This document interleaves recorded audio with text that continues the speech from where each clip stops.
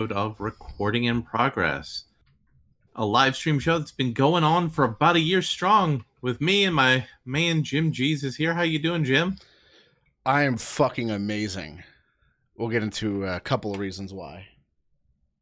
Yeah. So we've have a fun little show. There's going to be a lot of reviews. We normally do. We've done a lot of news content, but Jim and I have been talking about tweaking some things a little bit, and we're going to focus more on reviews. And I've seen a lot of stuff. Jim's seen some of the stuff, and we're going to try to sync it up so we see more stuff together that we can talk about, especially stuff where we could be like a good back and forth conversation about. But we're going to start off with people who should have learned to code. So California passed a new law recently to restrict freelance workers because, Uber was screwing people over by improperly classifying them as freelancers when they were actually employees. Unfortunately, there are unintended consequences of government regulation. You don't Jim, say. I know you were shocked about that. Everybody's freaking out. Freelance writers scramble to make sense of new California law. Yes, Kitty Cat, that's what happened.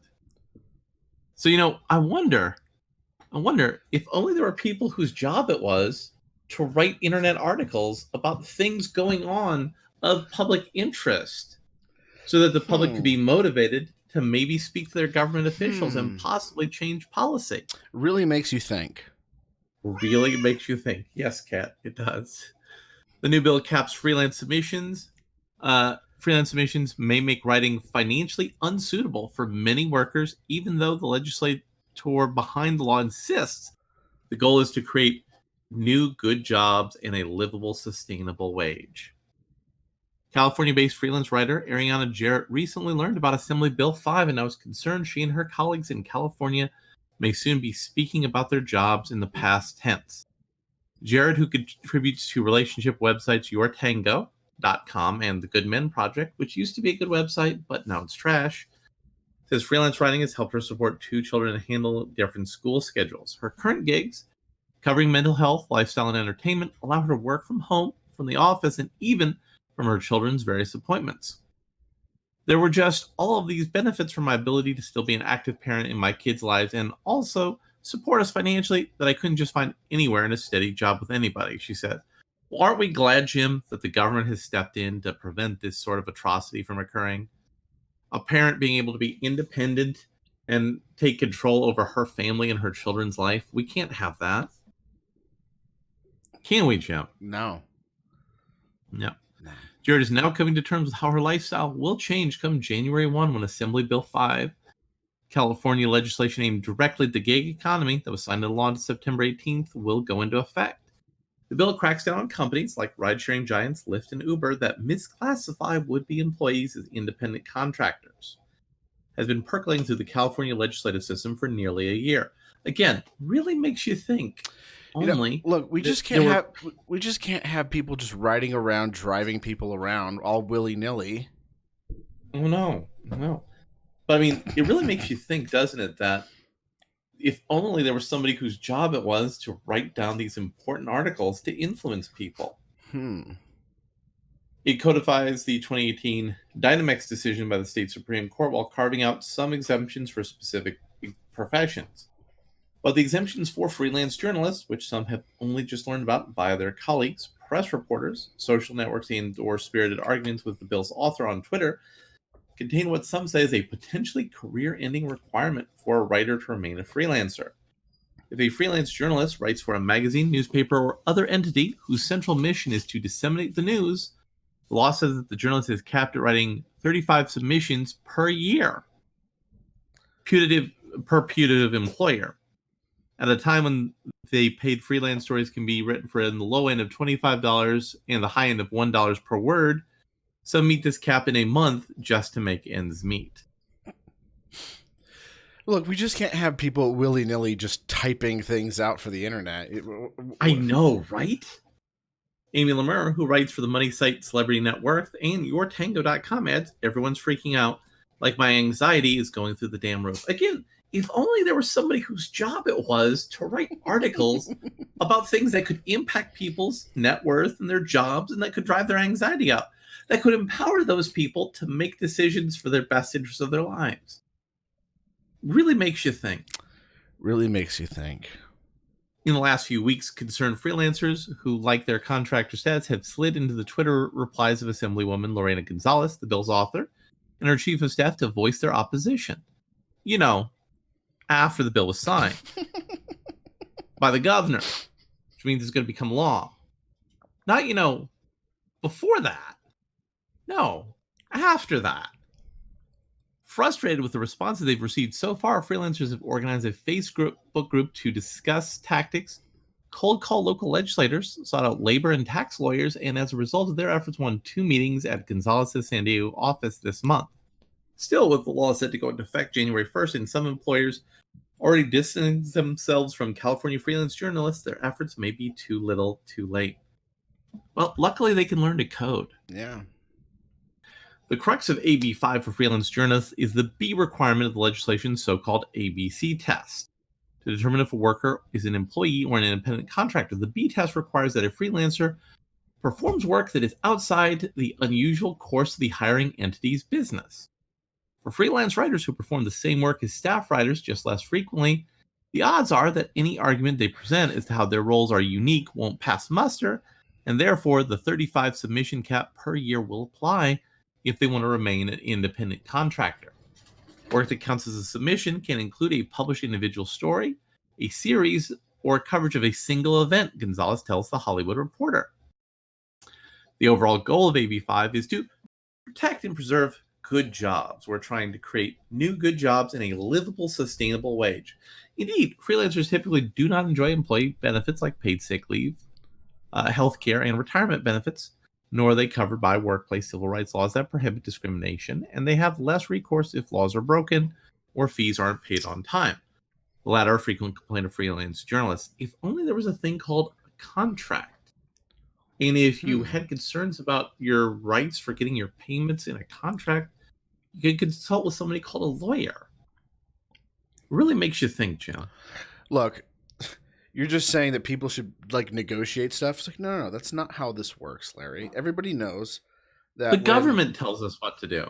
That, and when an employer tells you, "Hey, I'm offering you, we'd like to hire you. How does $10.50 an hour sound to you?" There's nothing you can do at that point. It's set in stone. You can't negotiate things. You can't say "Oh, how about $9.40 and you give me full benefits?" You can't do anything like that. So their first off, you can't negotiate. When you go to the store, like when you go to a swap meet, and the little sticker says $5, you can't haggle. What are you talking about? What kind of fantasy world do you live in, Larry? Yeah. Jeez. Gonzalez, who previously worked as a labor organizer, said she spoke to dozens of freelance journalists while writing this bill and moving it through the lawmaking process. Dozens. Doesn't that sound like in a state of dozens of millions of people? That sounds like a great idea, right? That sounds like a totally reasonable way to come up with a basis for making your legislative decision. Well, look, the United Kingdom, when they banned those knives, they said, well, we talked to a couple of chefs, and they said that was okay to ban those ones. They could live without those.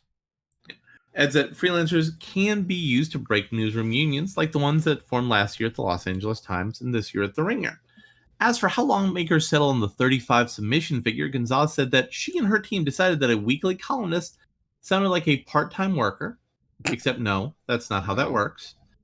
And so have that worker's yearly submissions. So 60 in a 52-week year, that's not right. It's not right at all. After protests from some freelancers, the number was bumped up to 35. Okay, so that makes more sense. Was it a little arbitrary? Yeah. Writing bills with numbers that are a little bit arbitrary, she said.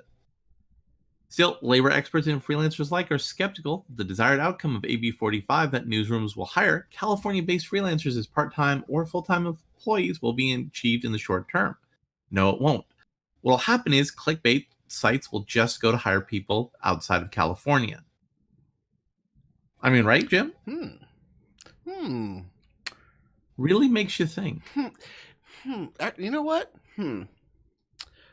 If you guys need a writer, I could help. I could write clickbait. It's not that hard. Just slap a Yeah.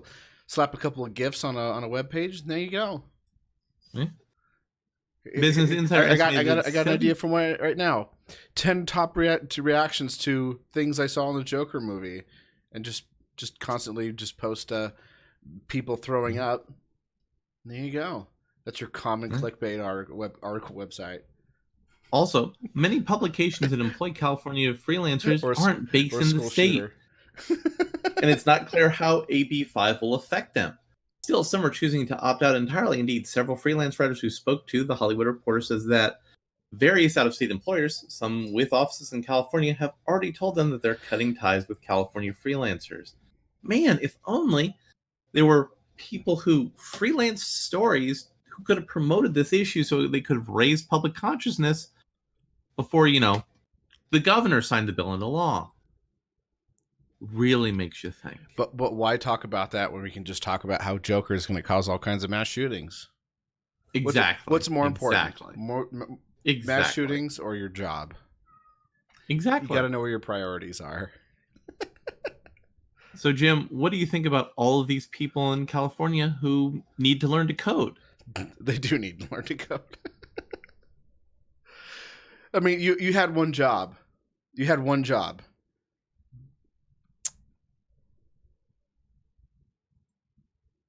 And you didn't do your job, and now the state has basically eliminated your job. Yep.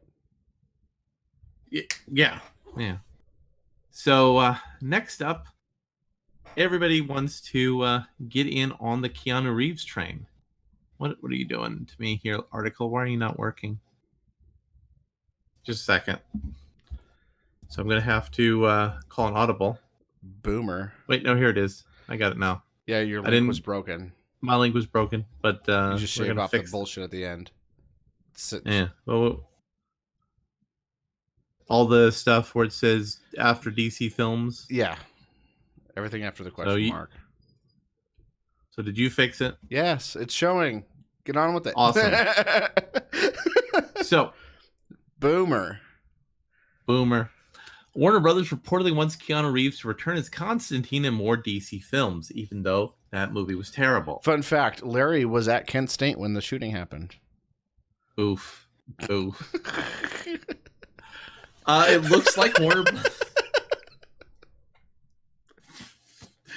It looks like Warner Brothers... Get on with it, you hippie! Pursuing new DC projects that involve the occult. A new report reveals that the studio is hoping to bring back Keanu Reeves as John Constantine in several DC Extended Universe films because they want money. And right now, Keanu Reeves is money. Yes. Reeves first played the Hellblazer in the 2005 movie, and although there were rumors of sequels, it never really panned out because the movie was terrible, and it didn't make money. Since then, Constantine has been portrayed by Matt Ryan in the ill-fated TV series, a Justice League Dark animated film, and the CW show Legends of Tomorrow. But it's time for Reeves to take back the role in a new Warner Brothers film. Was there a movie where he was a DC character in a DC movie? Yeah. It wasn't animated? Wasn't animated. Which was Constantine? Oh. Yeah. So they're going to make more Constantine. And they're going to... That's what they're saying now, because they want that John Wick money. A report from We Got This Covered cited an anonymous source who claims that the studio is seriously considering making more movies that will focus on the occult detective. However, WB reportedly has no plans of bringing Ryan to play Constantine, as in pursuing Reeves to reprise his role in the 2005 film, because everybody loves Keanu Reeves right now.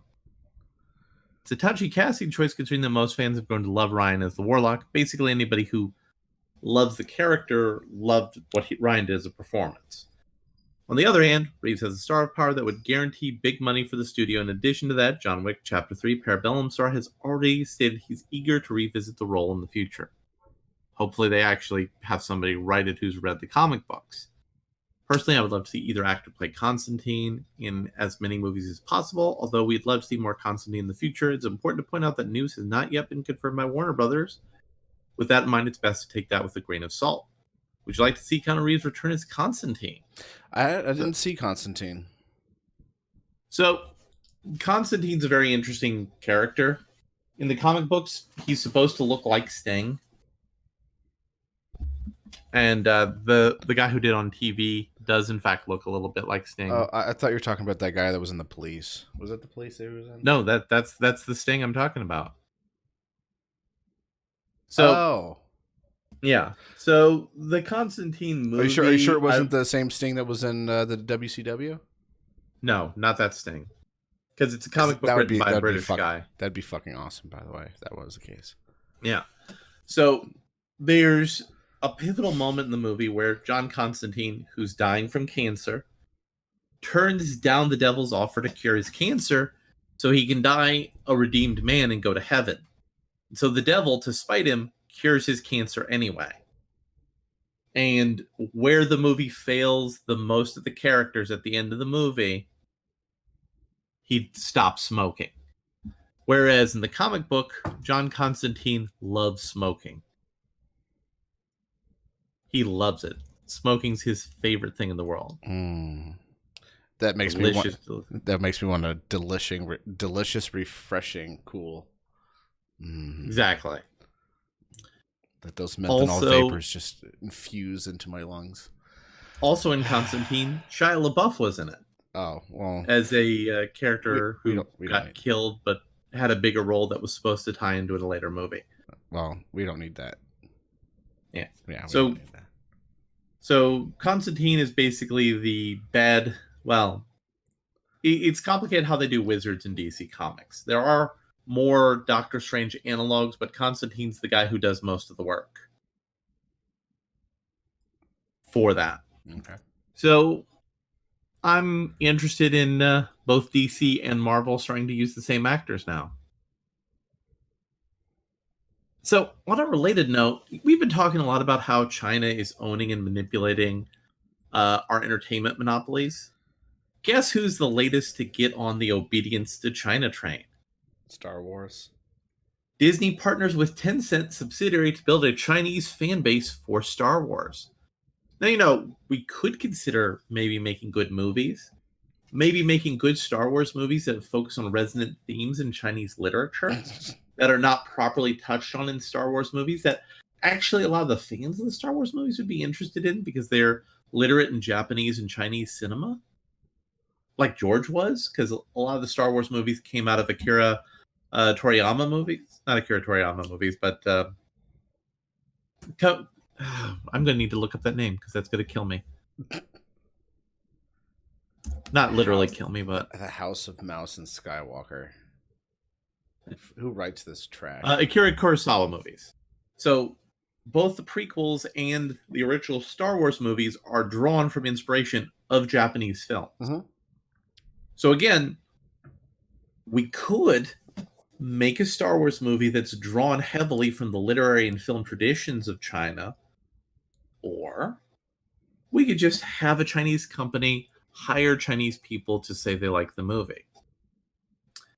The House of Mouse and Skywalker has struck a deal with Tencent's China Literature to distribute 40 translated Star Wars novels for Chinese readers. Wonder what's going to happen to all of the gate characters in those books. Oh. Really makes you think. Really makes you think.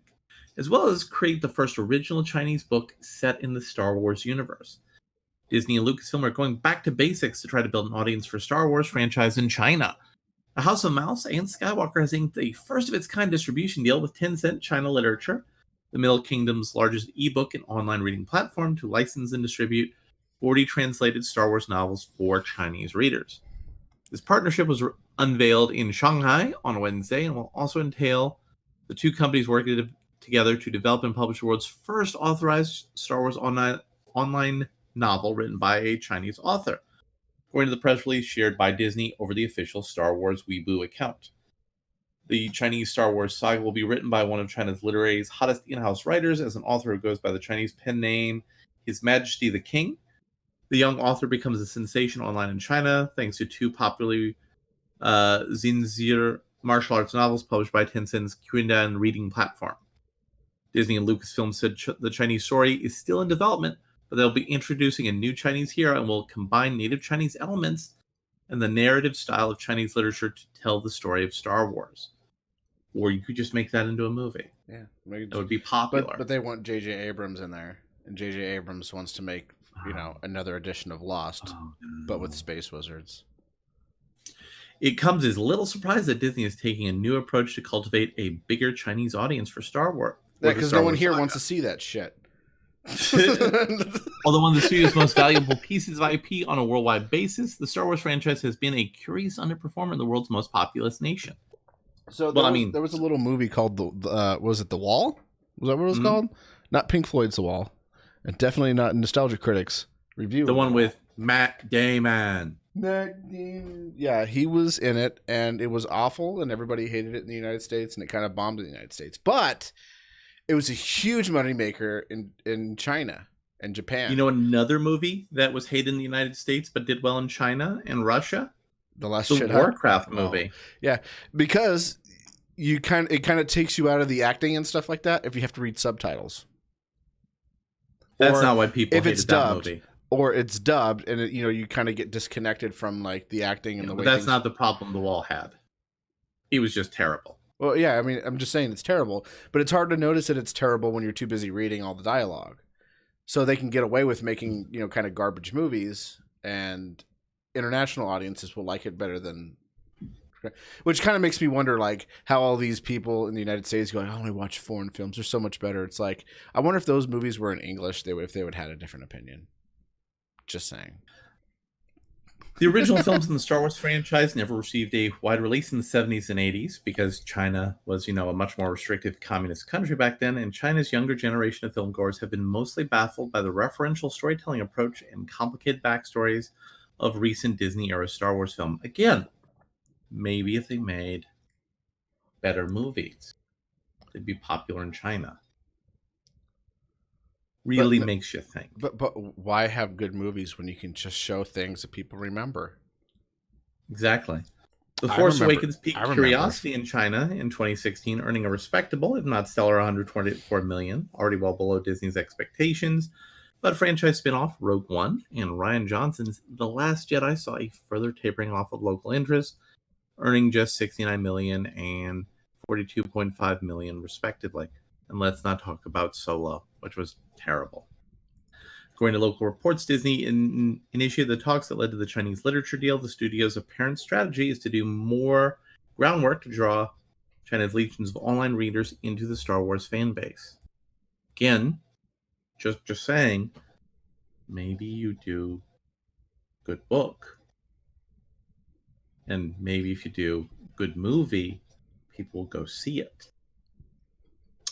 China Literature Review claims a remarkable 217.1 million monthly active readers, users across its platform, and that's surely not faked by the Chinese government to lure in Western investors, which includes powerhouse services Qidan and QQ Reading during a promotional period running until October 22nd. All 40 of the licensed Star Wars novels are made available to the Chinese users for free. The trove of literary titles includes a diverse mix of Star Wars books, including the novelizations of the original trilogy, as well as many of the popular expanded universe books known as Star Wars Legends, such as Timothy Zahn's Thrawn trilogy. I imagine the Thrawn trilogy is going to do pretty good in China. Do you know about Thrawn? No, I thought you said Tron. No, I said Thrawn. So Grand Admiral Thrawn was one of the top military leaders of the Empire. And these books were set in the fact that, okay, you defeated the Emperor, you defeated Darth Vader, but the guy in charge of the Imperial Navy, he's not surrendering. Because, he built the Navy for this exact contingency. Wait. No, you're wrong, because nothing's ever really gone. Nothing's ever really gone. Which we're going to be talking about a little bit later for episode 9. Because we're going to talk a little bit about the leaks that have come out. And Jim has not heard the leaks previously, so Jim's reactions are going to be fresh. And you're all going to get to experience it.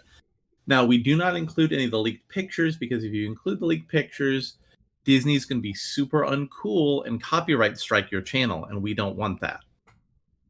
Don't want to do that. We hope that more Chinese readers will be exposed to Star Wars story, helping Star Wars renew its vitality in China. So here's a little interesting fact. Do you know where most of the money in Star Wars movies comes from? China? No. Comes from certain countries you might have heard of, like the United States, Canada, the United Kingdom, Australia, New Zealand. Also tends to do really well in English language countries. That's what I was going to say. It seems like those are all countries that have a similar thread. Can't put my finger on what, but now that you point that out, I agree. Really makes you think. Yeah, really makes you think. Maybe they should kind of focus in on that market. Weird. So, while Disney is going towards China, we do want to highlight a former Disney-related entity that is going the different direction from China. Let me pull up this little Twitter here. PewDiePie is now banned in China. This is his comment on China. China's just like one person on Twitter that can't take any criticism and just blocks everyone. So what do you think about our boy PewDiePie? He's currently being banned in China. Are they... So what he's basically saying is China's basically Steve Shives. That's what he's saying. Yeah, I mean, I think that's a fair assessment. That is nail, head, hammer. Exactly. And of course, Activision Blizzard has preparing for BlizzCon. And of course, they used to have an open mic thing where they would ask questions of developers, but then they realized that people didn't have phones. So they've come up with a new way to get these questions into their developers so people can talk to them about it. World of Warcraft question submission for World of Warcraft Q&A panel. There's only one Q&A panel. Have a question about BlizzCon's World of Warcraft announcements? Head to the Arch in the Darkmoon Fair to submit your questions. Nearby, you will see a gnomish mailbox. Just fill out a card and drop it in. We'll answer as many as we can. So, they're not going to answer questions from actual people who show up to BlizzCon and pay tickets to go there. They're going to show it up to people. They're going to take questions from people who are still in the World of Warcraft server. And I mean, there wouldn't be Chinese operatives who run gold farming on WoW servers. They wouldn't be writing any of those questions, would they, Jim? No, I doubt it. I mean, that couldn't happen. Can I get more gold for my miners? I mean, for my active users? Really makes you think, doesn't it, Jim? Yeah. Really, really makes you think. So in reference to a movie we're going to talk a little bit more about later, it's not the same movie, but it's a similar theme. Samuel L. Jackson to play George Clinton in the upcoming Neil Bogart biopic. This is going to be amazing. I'm excited for this. Huh? That's kind of amazing. It is. Production is set to begin in July. Samuel L. Jackson has been cast as George Clinton in an upcoming Neil Bogart biopic. It is being reported. Once feared that it would never see the light of day, Spinning Gold, the story of famed Casablanca Records founder Neil Bogart, looks like it's now going ahead. According to Deadline, a cast has now been announced, and Spike Lee, who was previously attached to direct the film, is no longer directing, and has been removed from the project by Bogart's son, Tim Scott. The film will see Samuel L. Jackson play funk legend George Clinton, while D.L. Hughley will strap on a bass and rock out as Clinton's funk brother, Bootsy Collins. Well, that sounds awesome. Dude, Jasmine, shut up and take my money. Yeah, shut up and take my money. Cast as a post-Motown Gladys Knight, with Kenan Thompson playing her former boss, Berry Gordy. Man, that's some good casting. The role of Bogart will be occupied by Broadway's Jeremy Jordan. Spinning Gold will feature Jay Farrow as Frankie Crocker, the WBLS radio DJ who was indicted in the payola scandal, and Jason Derulo as Ron Isley. Produced by Lawrence Mark, his resume includes Dreamgirls and more recently The Greatest Showman. Production is slated to begin in Montreal on July 16th. When I was asked people who were around my father what it was like, they would inevitably say the variation the same thing. That is, I don't know how I survived it, or I would do it again, but I had the greatest fucking time of my life. Bogart's son said this is the compass of the movie, the story of an enormously tight-knit group who made magic happen, who believed in their dreams, and made them come true. Also, George Clinton's coming out of retirement for another tour. Nice. Where, dude, shut up and take all of my money. So, what do you think about? I want it. I want this now. I want more P-Funk. More P-Funk. I want a G-Funk revival too. While we're at it, let's get all of it back. Let's get all of it back. So, we haven't talked about it in a while because it wasn't really that interesting of a thing, but the She-Ra cartoon, right? Oh It's God. a thing that happened. So they're announcing their first gender fluid character, and they're having it played by a non-binary person. And there's a little clip talking about it. So, Jim, what do you think about their exploring radical gender theory in a children's cartoon? I have a better idea. This is kind of revolutionary and groundbreaking. Are you ready? Hmm. Instead of trying to get like inclusion, why don't they just focus in on having, a good show?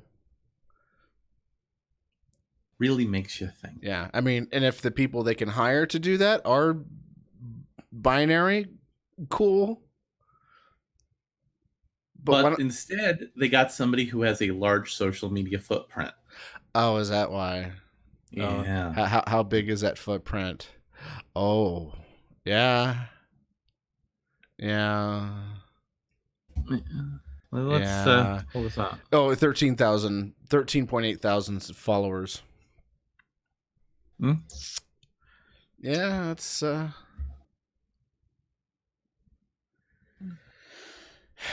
And actively following 1,422 of them. mhm. Mhm. Mhm. I mean, number one, I'm not hating on this because the She-Ra cartoon, it's not really good. But once I understood what they were trying to do with the cartoon, I couldn't really hate it. It's just that they weren't smart about how they were adapting it. So it's talking about all the new range of diversity and how the new diverse kids are going to make the world a better place for everybody. And that's fine. It's fine, but that's not She-Ra. And they're like using She-Ra to market something. It's kind of crass in my opinion, but I at least respect what they're trying to do. But they could make a character that's good and compelling and have it be the binary and have that experience be something interesting. I don't know. So Jim and I are still talking about how great the Joker movie is, but you know who isn't talking about how great it is? Rotten Tomatoes. In a cherry on top for everybody who says, man, Rotten Tomatoes is trash, Joker loses certified fresh rating on Rotten Tomatoes. Joker has dropped below 70% on Rotten Tomatoes, losing its certified fresh status. But why though? The Joaquin Phoenix film is one of the most talked about pictures of the year and is on track to become the highest grossing R-rated movie worldwide. But why though? Well, we're going to get to this in this wonderful article by Screen Rant that may have some trouble employing people in California soon. Few movies released with the amount of mainstream attention Joker's received from theaters banning cosplay of the character to reporting to reported police patrol in response to concerns of violence. Because we here at Screen Rant really wanted incels to murder people at movie theaters. Mhm. But no, they didn't. They had a good time watching a movie.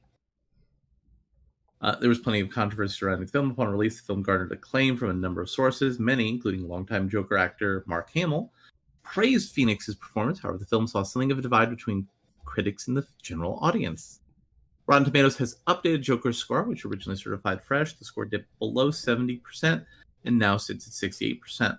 Although some recall Joker sitting at 69% with certified fresh, this was likely a glitch and certainly not a scam caused by the companies that own movies and their pressure on Rotten Tomatoes, since a number of reviews were being uploaded. Officially dropping below 70% takes away a certified fresh status. 60% is still on the positive side, whereas dropping below 60 is considered a rotten score. Some may be surprised to see Joker towards the lower end of the positive spectrum. When the film premiered at the Venice Film Festival, it received the Golden Lion Award and much praise from the audience. Appreciation at limited release premieres doesn't always translate to how a majority of critics will react. What's However, going to be interesting is if he gets nominated for awards. I wonder how many heads will roll because of that. Like, why did all these reviewers give bad marks for a movie that was nominated, because possibly winning an Oscar? When you're the Academy, you give this a nomination. Because that way you show the audience that you actually care about what they think about a movie. But it's a good, after one of the movies that I saw this week, good chance he's not going to win. Well, we'll see. Although a number of critics praise Phoenix, a couple of common criticisms include the film being derivative and depressing. Joker is a film with a gritty atmosphere, so perhaps a polarized response was expected. Although Joker has been receiving somewhat positively, there's debate if it's best picture material. Like critics in the general audience, Oscar voters are divided as well. At the very least, perhaps Phoenix will be recognized for his portrayal of the title character based on the amount of acclaim he's received. It will be very interesting to see if he's nominated for any awards. Debates about Joker will likely rage for the foreseeable future. Although not universally praised, Joker is a film nonetheless that ignites discussion about society and getting what you deserve. And clowns. The mentally ill and a lack of compassion. Like Dark Knight and Logan, Joker is a unique comic book film that likely to stay on the moviegoers' minds long after its release. So, what do you think about what's happening to our boy, Mr. Joker? Joker bad. Also, green hair man bad. Orange skin man bad. Yeah, I guess. What are you, some kind of bigot? Really? Yeah. So there's something Jim and I often highlight to people. You should own physical media. I mean, Netflix is great. Hulu and all these other things are great. But here's why you should own physical media. Disney is quietly placing classic Fox movies into its vault, and that's worrying. This is an article by Vulture, which also may soon have trouble employing California people. Joe Neff knew that there was trouble when the horror films started vanishing. Neff is the director of the 24-hour science fiction and horror marathons that happen every spring and fall at Drexel Theater, an independent venue in Columbus, Ohio.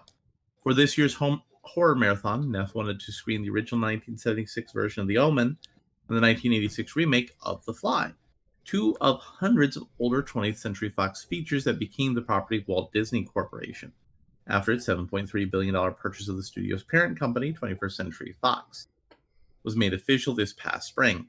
In the preceding few months, Neff has heard rumblings in his Google group of film programmers that Disney was about to start treating older Fox titles as they do Disney titles, making them mostly unavailable to for-profit theaters. More and more film programmers and theater managers were reporting that they had suddenly and cryptically been told by their studio contacts that Fox's back catalog was no longer available to show them. Some got calls informing them that an existing booking had already been revoked. When Neff's requests to screen The Fly and The Omen were denied via the Drexel, which handles the logistics of booking a programmer's requested titles, he realized the rumors were true, that he had to stop screening the Fox films altogether. It was a devastating blow. Neff's homegrown repertory festivals have shown many older Fox movies, including Beneath the Planet of the Apes, Zardoz, the original version of The Day the Earth Stood Still, and Superia, and The Phantom of the Paradise. He asked the theater to double-check with Disney to make sure there hadn't been some mistake. Our Fox booking contact offered a very brief apology that she could no longer book repertory titles with the theater, he said. Sadly, Neff's experience is indicative of a recent trend across North America where it's sometimes hard to tell exactly what Disney's new policy regarding back catalog films is. It's beyond generally making it more difficult to show classic 20th Century Fox films in theaters. The Transit Drive-In in Lockport, New York, which has hosted packed screenings of older Fox films like Alien, Aliens, Say Anything, The Princess Bride, and Moulin Rouge, says that those films and others can no longer be screened there. The Little Theater in Rochester booked Fox's Fight Club for August. It was told by a Disney spokesperson mere days before that the scheduled screening that a digital cinema package of the movie was no longer available to be shipped. Then a Disney representative called the theater to apologize for the misunderstanding and assured management that the film was still on its way. The reversal happened a day after a Los Angeles Times reporter called Disney asking them to clarify their repertory policies. A recent Canadian broadcasting company story confirms that every major first-run chains like Cineplex will lose access to Fox repertory titles. The collection of movies is a goldmine for many commercial theaters, particularly art houses, regional chains, and big city multiplexes who like to mix things up by sprinkling a few older works into their screening lineups. I wish we would get more of that stuff. I mean, we do get like phantom events that happen. But I wish there was just more, and it doesn't seem like this is going to help at all. So Disney officially declined to comment for this piece. I am shocked to hear that. No, imagine my shock. But a film distributor As a great philosopher once said. Yeah. But a film distributor with first-hand knowledge of the company's policy says it's directed at theaters that screen first-run Disney and Fox content alongside older titles. The distributor said screenings of vintage Fox films would still be allowed at non-profit theaters such as Film Forum in New York and Segundo's Old Town Music Hall, and in some other venues, including outdoor screenings in public spaces and at museums and cultural institutions, particularly ones dedicated to cinema, such as the Museum of the Moving Image in Astoria, New York, and the Gene Siskel Film Center in Chicago. There may be exemptions granted for special occasions, such as anniversaries, but each instance would be considered on a case-by-case basis, with no guarantee that the decisions will go to the theater's way, no matter what Fox films it has been able to wrangle a week, a month, or a year earlier. In fact, in reporting this story, I found that Disney's new policy is being applied differently from place to place. Several theater managers and film programmers, all whom have requested anonymity for fear of creating bad blood with Disney. That's right, because we would never do anything to hurt our relationships with our wonderful, wonderful colleagues in the local theaters. Said that the request to show older Fox titles had been either preemptively denied or revoked after the fact, despite fitting the description of venue that should be allowed to do so. Sometimes no rationale was offered. Other times they were given a reason, but it didn't jibe with what had happened at other venues. In August, Rachel Fox, the senior programmer for the Rio Theater near Vancouver, tried to book the original Alien to play alongside the upcoming Alien making of the documentary, Memory, The Origin of Aliens.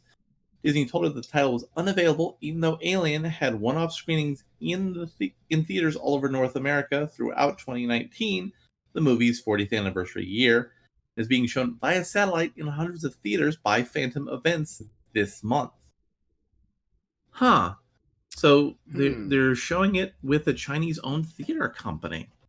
Really makes you think. Really makes you think. In some ways, this is just a standard operating procedure for Disney. Older Disney movies, particularly traditional animated movies like Fantasia, and blockbuster live-action family films like Swiss Family Robinson and 20,000 Leagues Under the Sea, have generally been unavailable to theaters of all kinds. It's a vestige of the company's long-standing Disney Vault strategy of artificially creating excitement for a repertory title by keeping film prints out of theaters for years or decades, and periodically manufacturing a limited number of physical media copies. The general absence of older Disney films from first-run theaters always made them feel a wee bit denuded of the possibility, but over the decades, cinephiles gradually got used to the idea that Pinocchio or Sleeping Beauty would probably never get shown at the theater unless they're part of a coordinated, wide-scale Disney release. Timed to a film's appearance or some new variant of home video, often remastered in a new format to spruce it up. Do they not understand that this doesn't work in the current year, because we have the wonderful public library system? They haven't figured that out Disney. Yet. Why would Disney want to put these valuable classic titles in the theaters when they can put it on Disney Plus? But Disney is one thing, Fox is another. Yeah, even without older Disney films, inhabitants of major cities and medium-sized suburbs and college towns could visit a populous commercial venue such as multiplexes or art house theaters and choose between, say, the new Fast and the Furious or Frozen or a Quentin Tarantino movie, or a weekend midnight show of a Fox title like the original Planet of the Apes or Commando. Or, during a holiday period, Fox searchlights 20 Days Later, 20th Century Fox's Die Hard and Home Alone. Now, Fox Classics are going into the vault as well for reasons the company won't publicly explain or justify, i.e. Disney Plus. And Disney's vaultification of the Fox titles is bad news for movie theaters that depend on repertory screenings to show up their increasingly shaky bottom line. The decision to broaden Disney's artificial scarcity tactics to include thousands of movies released by a one-time rival, is the wounding blow to a swath of theatrical venues that used to be able to show them, and where film buffs were able to see them with an audience. For theaters, repertory screenings make business sense too. It may not seem like a big deal, but losing access to movies that might only make a theater $600 or $1,000 once you deduct the costs attached to booking them, said a film programmer who asked not to be named in the story for fear of angering Disney. But over the course of the year, it all adds up. A lot of these movies are what you'd call steady earners for theaters. You show them and people start turning up. Speaking of steady earners, the steadiest of them all, the Rocky Horror Picture Show, appears to be the one title Disney isn't cracking down on. That's so weird. Yeah, I wonder why. Perhaps because, according to Rachel Fox, maybe Disney knows that if they pull Rocky Horror 2, there'd be a full-scale audience revolt. Huh. Yeah, there Huh. Really makes you think, doesn't it, Jim? Yeah. Really makes you think. What all this does is erode the idea, beloved by cinephiles, that any film is new if you're seeing it for the first time, and that movies exist in a perpetual present where different eras are in conversation with each other. This idea is still reflected on streaming platforms like Amazon Prime, Hulu, Criterion Channel, and Shudder, and to a degree Netflix. Look, there's nothing good on Amazon Prime. Come on. Yeah. Although the latter has become notoriously unwilling to dedicate more than a fraction of its offerings to movies made before 2000. But there's a special thrill in seeing an older title displayed on a marquee of a first-run movie theater like Cincinnati's Esquire, which one weekend not long ago was offering Joker, Downton Abbey, Manos, and Aquarela, plus 1987's Lost Boys and 1968's Rosemary's Baby. Yeah, I gotta say it was pretty awesome going to a movie theater and seeing Jay and Silent Bob Strike Back in 2019. And then seeing it again.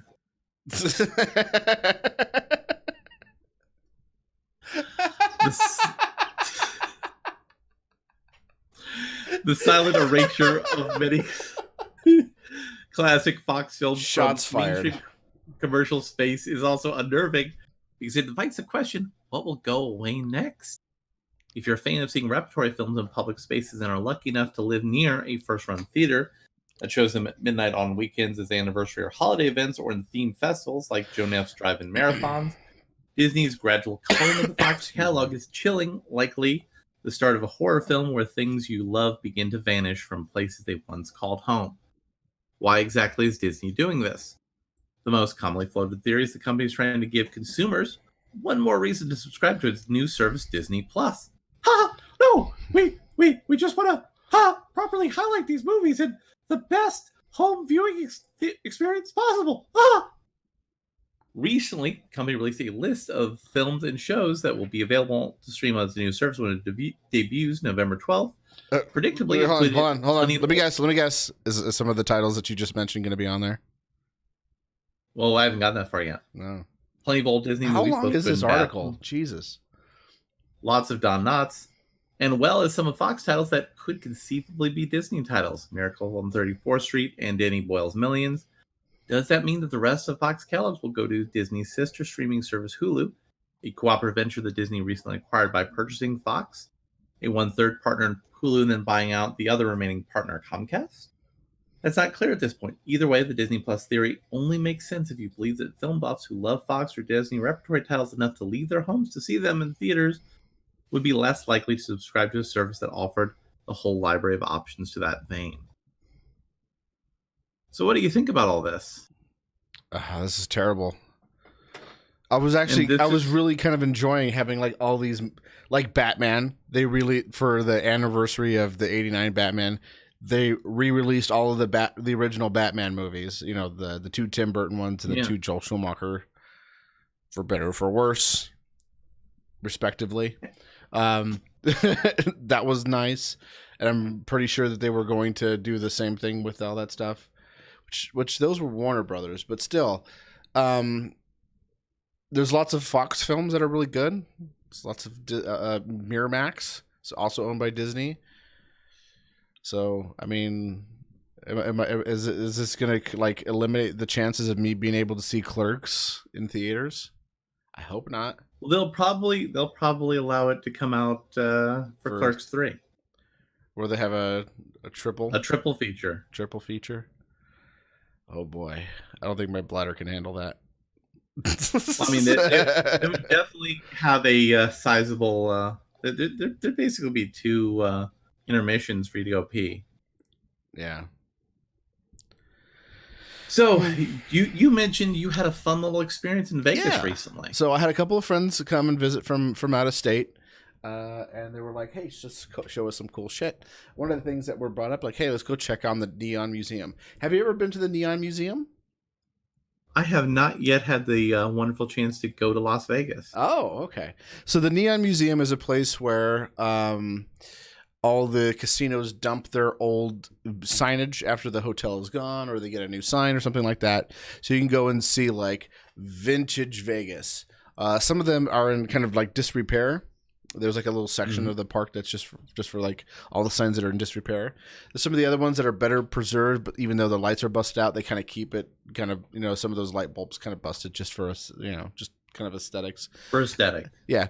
And so it kind of looks like you're going through like a junkyard with all of these, these beautifully designed signs. I think I've seen that though, like on Pawn Stars. I think they went out there for like having an expert on something. And it's also really cool because one of the things that I was most upset about being deleted from the strip was the giant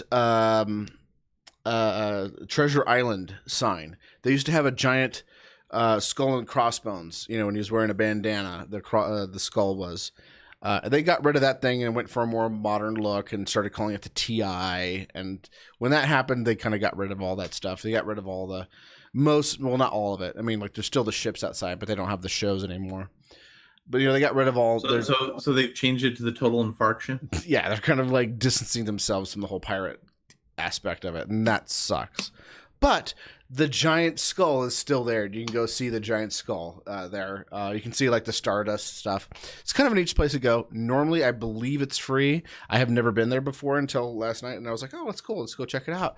Little did we know that we went for a special event, which is happening from, I guess, the beginning of August to mid-February. So if you have plenty of opportunity to go see it, it's $30 or $30 to go see the main kind of thing. And then there's also a smaller part of it as well that you can pay another $24 to go see. And it's got like the music and whatever. And that's in the part of the museum that's kind of like all the signs that are in complete disrepair, right? And, there's like a kind of a musical thing where it's kind of a lot of the stuff is kind of showcasing like, what's his name? Danny Elfman's music and stuff that he did with Tim Burton. Mm-hmm. So there's all these little things that Tim Burton kind of hid in various parts of the things, like the original Beetlejuice sign. You remember the neon sign that says Beetlejuice? Mm-hmm. That's there. They have some physical props or the actual physical models for was it Mars Attacks? Mm-hmm. There's some other kind of statues and stuff that he's created over the years that are on display there. Some of his 3D artwork is also there as well, through like little various things, and it's all kind of hidden through it. And they kind of made the lighting and stuff like as to kind of like give that kind of Tim Burton atmosphere throughout the whole entire. I guess it's like a little bit of a park more than a museum. It is all outdoor. Mm-hmm. And it was really neat to go and see kind of like all that stuff and kind of seeing the Neon Museum, which I've always been wanting to see, just never got around to doing it, even though I've been living here for years now, almost going on a decade soon. But but to get to see it in the best way possible is just having it all Tim Burtoned out. Highly recommend if you're in the Vegas area before February to go check this out. It's well worth the money. It's $30 for admission, an extra $24 if you want to go see the musical part of it as well, which I did not do. But it was really neat to kind of see some of the stuff that he created for this event. Right on. Yeah. And I got a cool ashtray out of it with this little logo on it that's blinking on the screen. So, even though I don't smoke. Here comes the terrible part. So, there have been. You took your son to see Lighthouse? Ooh. All right, go ahead. Sorry. The former Mr. Dapperton, he makes really rough film decisions. So, speaking of rough film decisions, there have been some pretty epic leaks that have come out of Terminator Dark Fate and Plan 9, a Star Wars story. So, I showed it to Jim. They had the opening 5-minute sequence of the movie on YouTube for a little bit. I was lucky enough to get Jim to see it before it got pulled. It was pulled when I started putting together the show prep today. So, Jim, what did you think about that leak of the first 5 minutes of Terminator Dark Fate? Okay, so if I didn't do a review show and we weren't going to do reviews for it, I would not see it.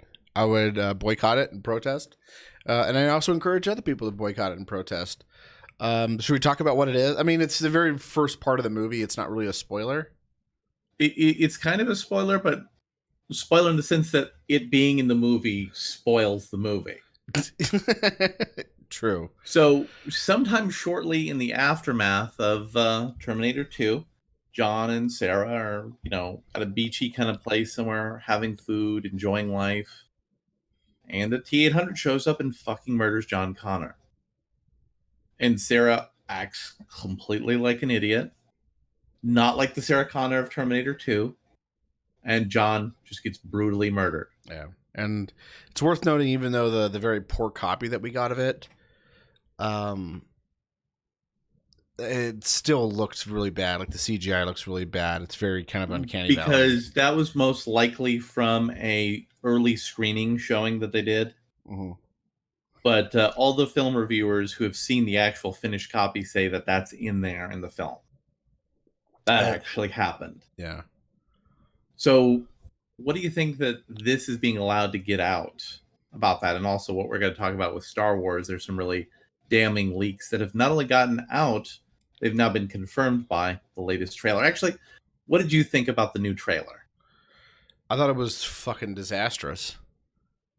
I said on Twitter, it looks like hot garbage. And I wish again, I didn't it's a movie we're not seeing because we want to see it. We're seeing it because we're doing this YouTube review show, and I have a personal attachment to Star Wars, and it's like you have a friend who's dying of cancer, and somebody says, "Listen, it might be tomorrow, it might be next week, but you should see him now if you want to see him before he dies." By the way, I did not get that memo. The same thing is happening to Fry's Electronics. I went down there and I was like, "Oh, I'm early to go see the lighthouse," because I had to go see it on the other side of town. I was like, "Well, since I'm in the area, I might as well swing by Fry's." Not a good opportunity to go see to go visit Fry's because it's on the other side of town, where there's a bunch of shitty traffic. Also, the Strip. And I went in there, and it was just a graveyard. And I felt like I was gonna go. I was visiting a friend, who was gonna die, and I was saying my last goodbyes. It was kind of that grim. So, yeah. So what do you think, though, about these leaks coming out? Do you think that the internet film culture that's a lot more savvy has allies in the film industry who want people to know, listen, we know this is terrible, too. We want to help you by sharing this stuff so you can be part of the solution to this garbage. I hope so. I hope that's what's happening. That gives me hope. So we're going to... One could say it gives me a new hope. Carry on. I was going to make that joke here in a minute, but now we're going to take hope away. Now, what I'm going to read has not been confirmed yet. However, like a lot of the leaks that came out about previous Star Wars movies on Reddit and on 4chan and other such places, this is coming from people who have a established track record of getting solid information out there. And some of these leaks have been confirmed in the trailer. Now, hold on, we should offer a caveat because I don't know if you've noticed this at all, but trailers are fucking bullshit. I don't know how many times I've seen a movie that I've seen a trailer for. A good example would be Rogue One. The trailer for Rogue One was a different movie, a completely different movie than what we got in theaters. Now, this is also an incomplete plot, but it's an incomplete plot summary. And there's some grammatical errors in the language here. So keep that in mind. Act 1. The film begins with a shot of a control tower rising from the ground of the planet Exegol. The tower begins transmitting a signal, some rumbling below the surface of the planet begins, and Star Destroyers and the Sith fleet break through the dark rocky surface of the planet and rise into the air. That second part has been confirmed in the trailer. Supreme Leader Kylo Ren has been aware of the dark power behind his predecessor and former Master Snoke.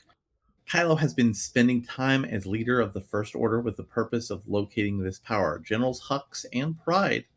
Now, there is a rumor going around that the name of the character is White Pride, and I'm going to be using that rumor as a source of humor, but that is not true. He is not White Pride.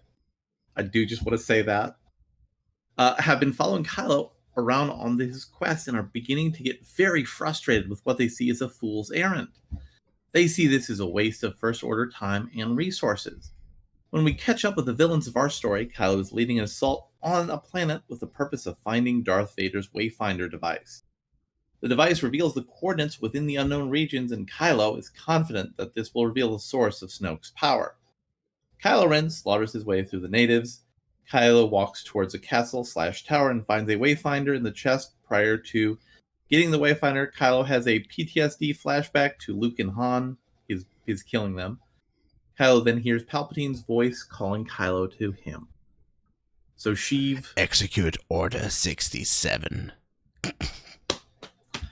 Meanwhile, on Ajan Kloss, and the planet Ajan Kloss I'll refer to as not Kashyyyk, Leia has picked up where her brother left off and has been helping Rey learn the ways of the Jedi, even though Luke didn't help her learn the ways of the Jedi. But whatever. Because from the trailers, her ear, remember? Yeah, but from the trailers, it looked like this is a movie from an alternate reality where Episode 8 was actually coherent and connected the prior movie to the next movie. Rey is first seen doing some meditative mental force training, but is struggling with it. In frustration, she asks Leia if she can do more physical training course instead. It appears that Rey has more physical fortitude than she has mental strength. Let that sit there and enjoy that for a moment. But she also has a lot of anger in her, because Rey has been written consistently as a Sith throughout all three of these movies, apparently. In her anger, she cuts down a tree, which falls on BB-8 and damages him. After her training, she tries to communicate with Luke, asking him to appear to her, but nothing happens. Rey gives her lightsaber to Leia, feeling she is undeserving of it. Kylo Ren and his knights are at a dark location together. The castle is owned by this ape man, who agrees to help Kylo Ren fix his mask and to activate the Wayfinder. First, they must reforge the mask, and then they'll be ready to continue on their quest. There was ash involved outside, which means it must be Mustafar. That's probably fake news. Kylo's mask is reforged. The Knights of Ren stalk around for the work being done. After obtaining Vader's device, Kylo travels to the place specified by the Wayfinder. It takes him to the unknown regions in a dead planet of flat black rock named Exegol. Kylo stands outside a giant cube floating just above the ground and begins walking towards it. Kylo walks between the cube and the ground, and once he reaches the center, he discovers an elevator leading down below the planet's surface. He follows the lift down. As Kylo descends, he passes by giant statues and finds an old man near death and lying in bed and being tended to by cloaked aides. The old man identifies himself as Darth Sidious. Kylo threatens Palpatine with his lightsaber after making his way over to him. Curt words are apparently traded back and forth between the two of them. Palpatine does not refute that he died on the Death Star when challenged, but responds in a "yet here I am" sort of way. The scene goes on to have Palpatine mocking Kylo's let the past die mindset. He talks about how the past is the key to the future. After his defeat at Endor, he left the known galaxy and traveled to the unknown regions to rebuild his empire, which goes directly against Disney canon in the video games. Palpatine orders Kylo to bring Rey to him. Palpatine also reveals that he has been amassing an armada of Star Destroyers, equipped with Death Star tech, each one capable of destroying a planet on its own. Generals Hux and White Pride are tasked with rounding up children in large numbers to train and staff his armada. Palpatine speaks of the Sith fleet being years in the making, and the Empire needs a leader to rule it. Palpatine also apparently talks to Kylo about Rey's lineage during this conversation. We pick up with Finn and Poe on the Millennium Falcon, accompanied by a handful of unfamiliar alien creatures, traveling to an icy asteroid base to meet with a First Order informant. This informant is an alien acting as a middleman between a First Order mole and our heroes. The contact's name is Bulio. Finn and Poe play holochess with Chewie on the Falcon, because that's a thing they've done in other movies. Don't you want to clap? I know I do. Oh, I remembered that, so I clapped. Bulio gives them some sort of data encoder. It breaks new ground! Sorry. The First Order arrives and begins attacking the base. Pew, pew, pew, pew, pew. The assault forces our heroes to make a hasty exit by light skipping away. A lightspeed skip involves making the jump to lightspeed without plotting a course or a predetermined destination. In other words, materializing in a planet. The Falcon makes a handful of these spring steps to throw the First Order off their trail. Luckily, they had enough fuel. Otherwise, that would just be embarrassing. But as a result, they are forced to deal with the consequences of such a risky maneuver. After surviving the dangers of light springing, our heroes plot a course to return to the Secret Resistance jungle base on Not Kashyyyk. Finn and Poe return to the Resistance base bearing the knowledge obtained from the encounter with the First Order informant. Rey yells at Poe for damaging the Falcon, which she doesn't own, but whatever. While Lightspeed skipping him, Poe yells at Rey for damaging BB-8, which is something she actually did. The Resistance reviews the information gleaned from the data encoder, and they find out about the Sith fleet and Palpatine's return. Cloning is once again discussed as a possibility, but it's not confirmed or denied here either. Snoke is apparently dismissed as a pawn working for Palpatine, as he's plotted his way back to power from the unknown regions. You know, you got to have something that makes Snoke interesting after how uninteresting Last Jedi made him. No. Finn apparently. Well, no. This is like a Hail Mary play on trying to make him seem interesting. Yeah. Because look what he's got to work with. Yeah. Finn apparently voices concern over children that will need to be kidnapped, as he was in the order to staff a fleet on this scale. So we're finally using Finn's backstory in the third movie, everybody. Finally. Woo! Leia mentions that she has a contact who is seeking a link to the unknown regions long ago and may be willing to help. High-ranking First Order officers are gathered in a room. Hux and White Pride are among them. Bulio's head apparently thrown onto a table. Kylo states to the room that he knows that there is a spy within the First Order. Kylo seems to be okay with this because it will draw Rey out of hiding. One officer suggests that the Sith fleet cannot be trusted, and that officer is subsequently choked, shoved into the ceiling, and dropped onto the floor by Kylo. So let's talk about that for a moment. Why does Darth Vader force choking subordinates work so well? Because they did that in the first movie. No. It works so well because it's very subtle. He's just making a slight hand gesture, and the person starts choking and collapsing. Mm-hmm. So just violently throwing somebody around the room, it doesn't show the same evilness.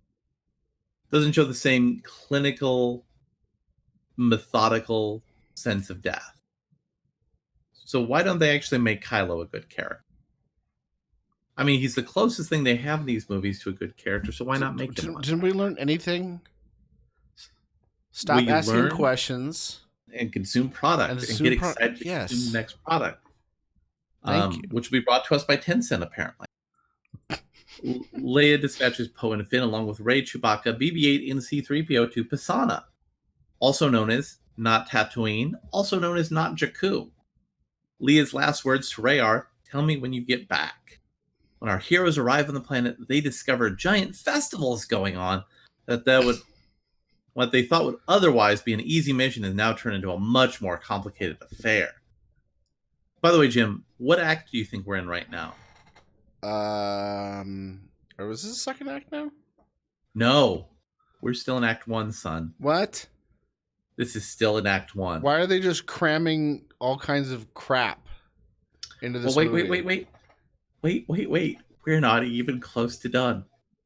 They attempt to lay low and to blend in. Unsurprisingly, Chewbacca struggles blending in because it's very difficult to hide a 7-foot-tall Wookiee from prying eyes. Rey encounters a child in the crowd who takes a liking to her, presents her with a handmade necklace as a gift.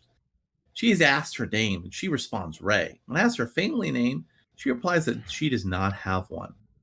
At that moment, Kylo establishes a forced Skype call to Rey through their bond, which was previously said to be just a trick that Snoke was doing, but we're hand-waving that now. He antagonizes her about her parents leaving her and selling her. Tells her she feels all alone and that there's nobody who understands her except him. So, number one, kudos on Kylo for using negging to get a woman to like you. That's some solid pickup artist work there, Kylo. Kylo then grabs the necklace from around Rey's neck because their force connection can now allow him to steal stuff. Kylo analyzes the necklace on the Star Destroyer and finds out where it's from. Rey travels through the crowds to warn her friends of the First Order's knowledge of them, of where she is when the First Order stormtroopers show up and ambush them. So really, they were already just on the planet. So that whole scene where Kylo has to find out where she's at, that may be something that gets cut in the movie. Because that's kind of stupid. But for reasons I'll get to when we get to the end, it'll probably stay in.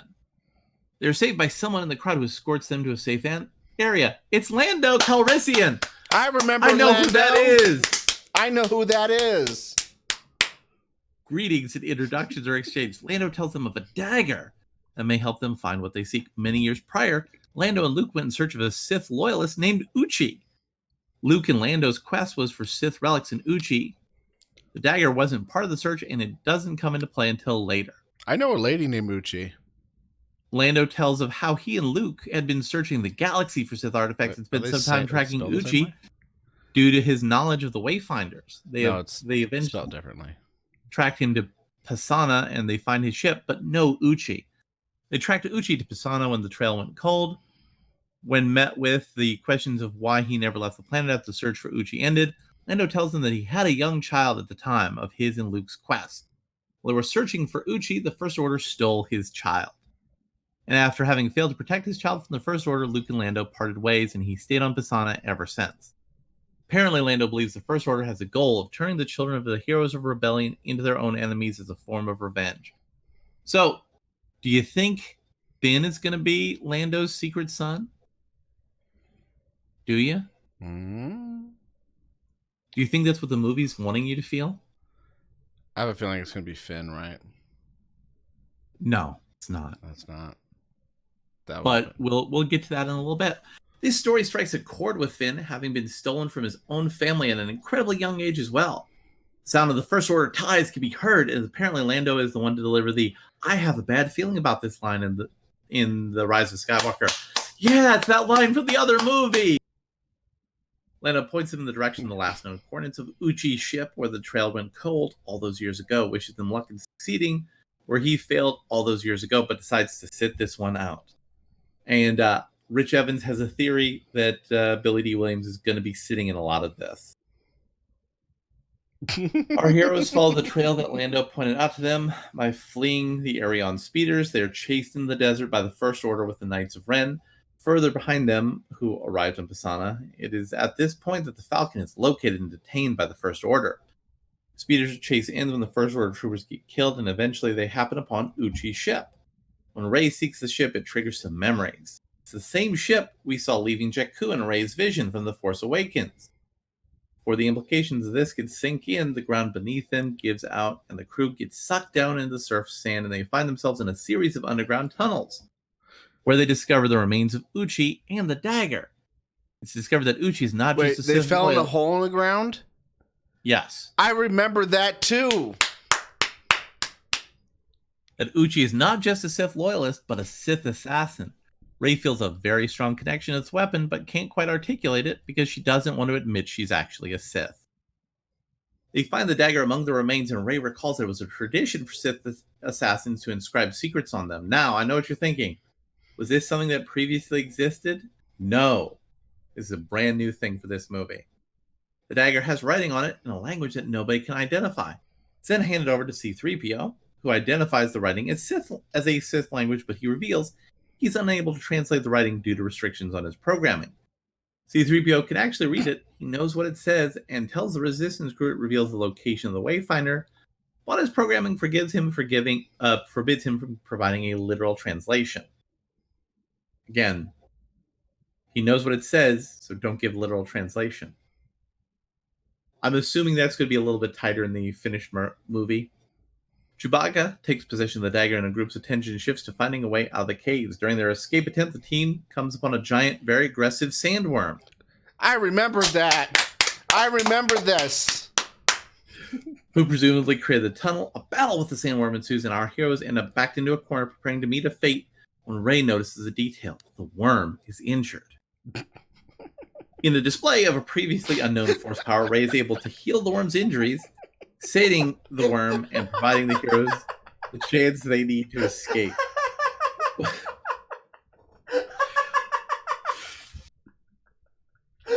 Once the crew exits the cave system, They see a First Order Star Destroyer in the sky, and they know Kylo Ren has found them. Once they realize this, they correctly reason that the First Order would have already found the Falcon, making the plan of escape impossible. In an act of desperation, the crew boards Uchi's ship and attempts to get it working. Are we just gonna fucking gloss over that stupid trope? Like, I'm a terrible evil monster going to kill you. Oh wait, it's injured. Let's help it. Sure, now I'll help you.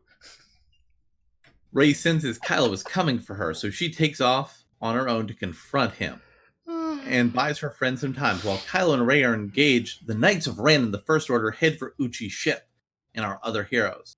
Chewbacca splits off from the crew and attempts to delay the Knights, but is captured. Oh no!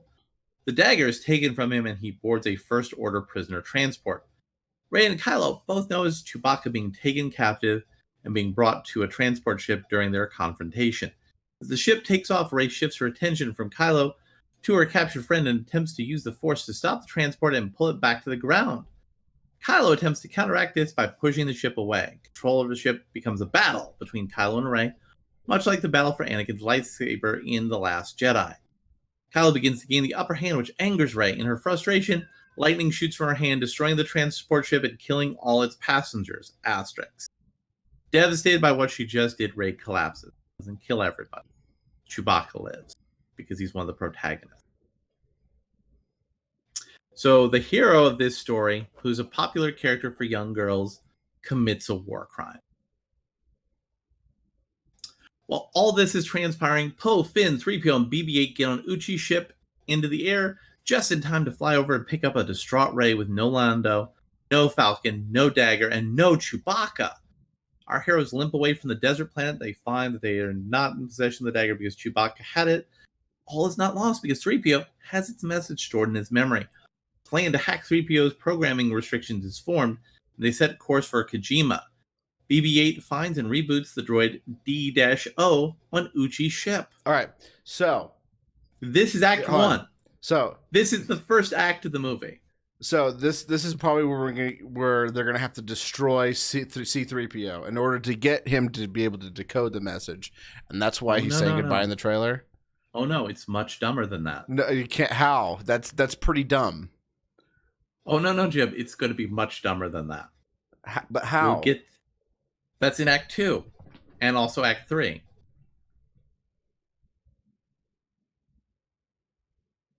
So what's your feeling about the Act 1 leaks? This is fucking terrible. Oh, Jim, you're so naive. It's going to get worse. Going to get worse. No, God. The heroes of the Resistance make their way to the snow-dusted planet of Kijimi to execute their plan to discover what secrets the dagger held. The Resistance team arrives on the planet and bump into Zori Bliss and her crew.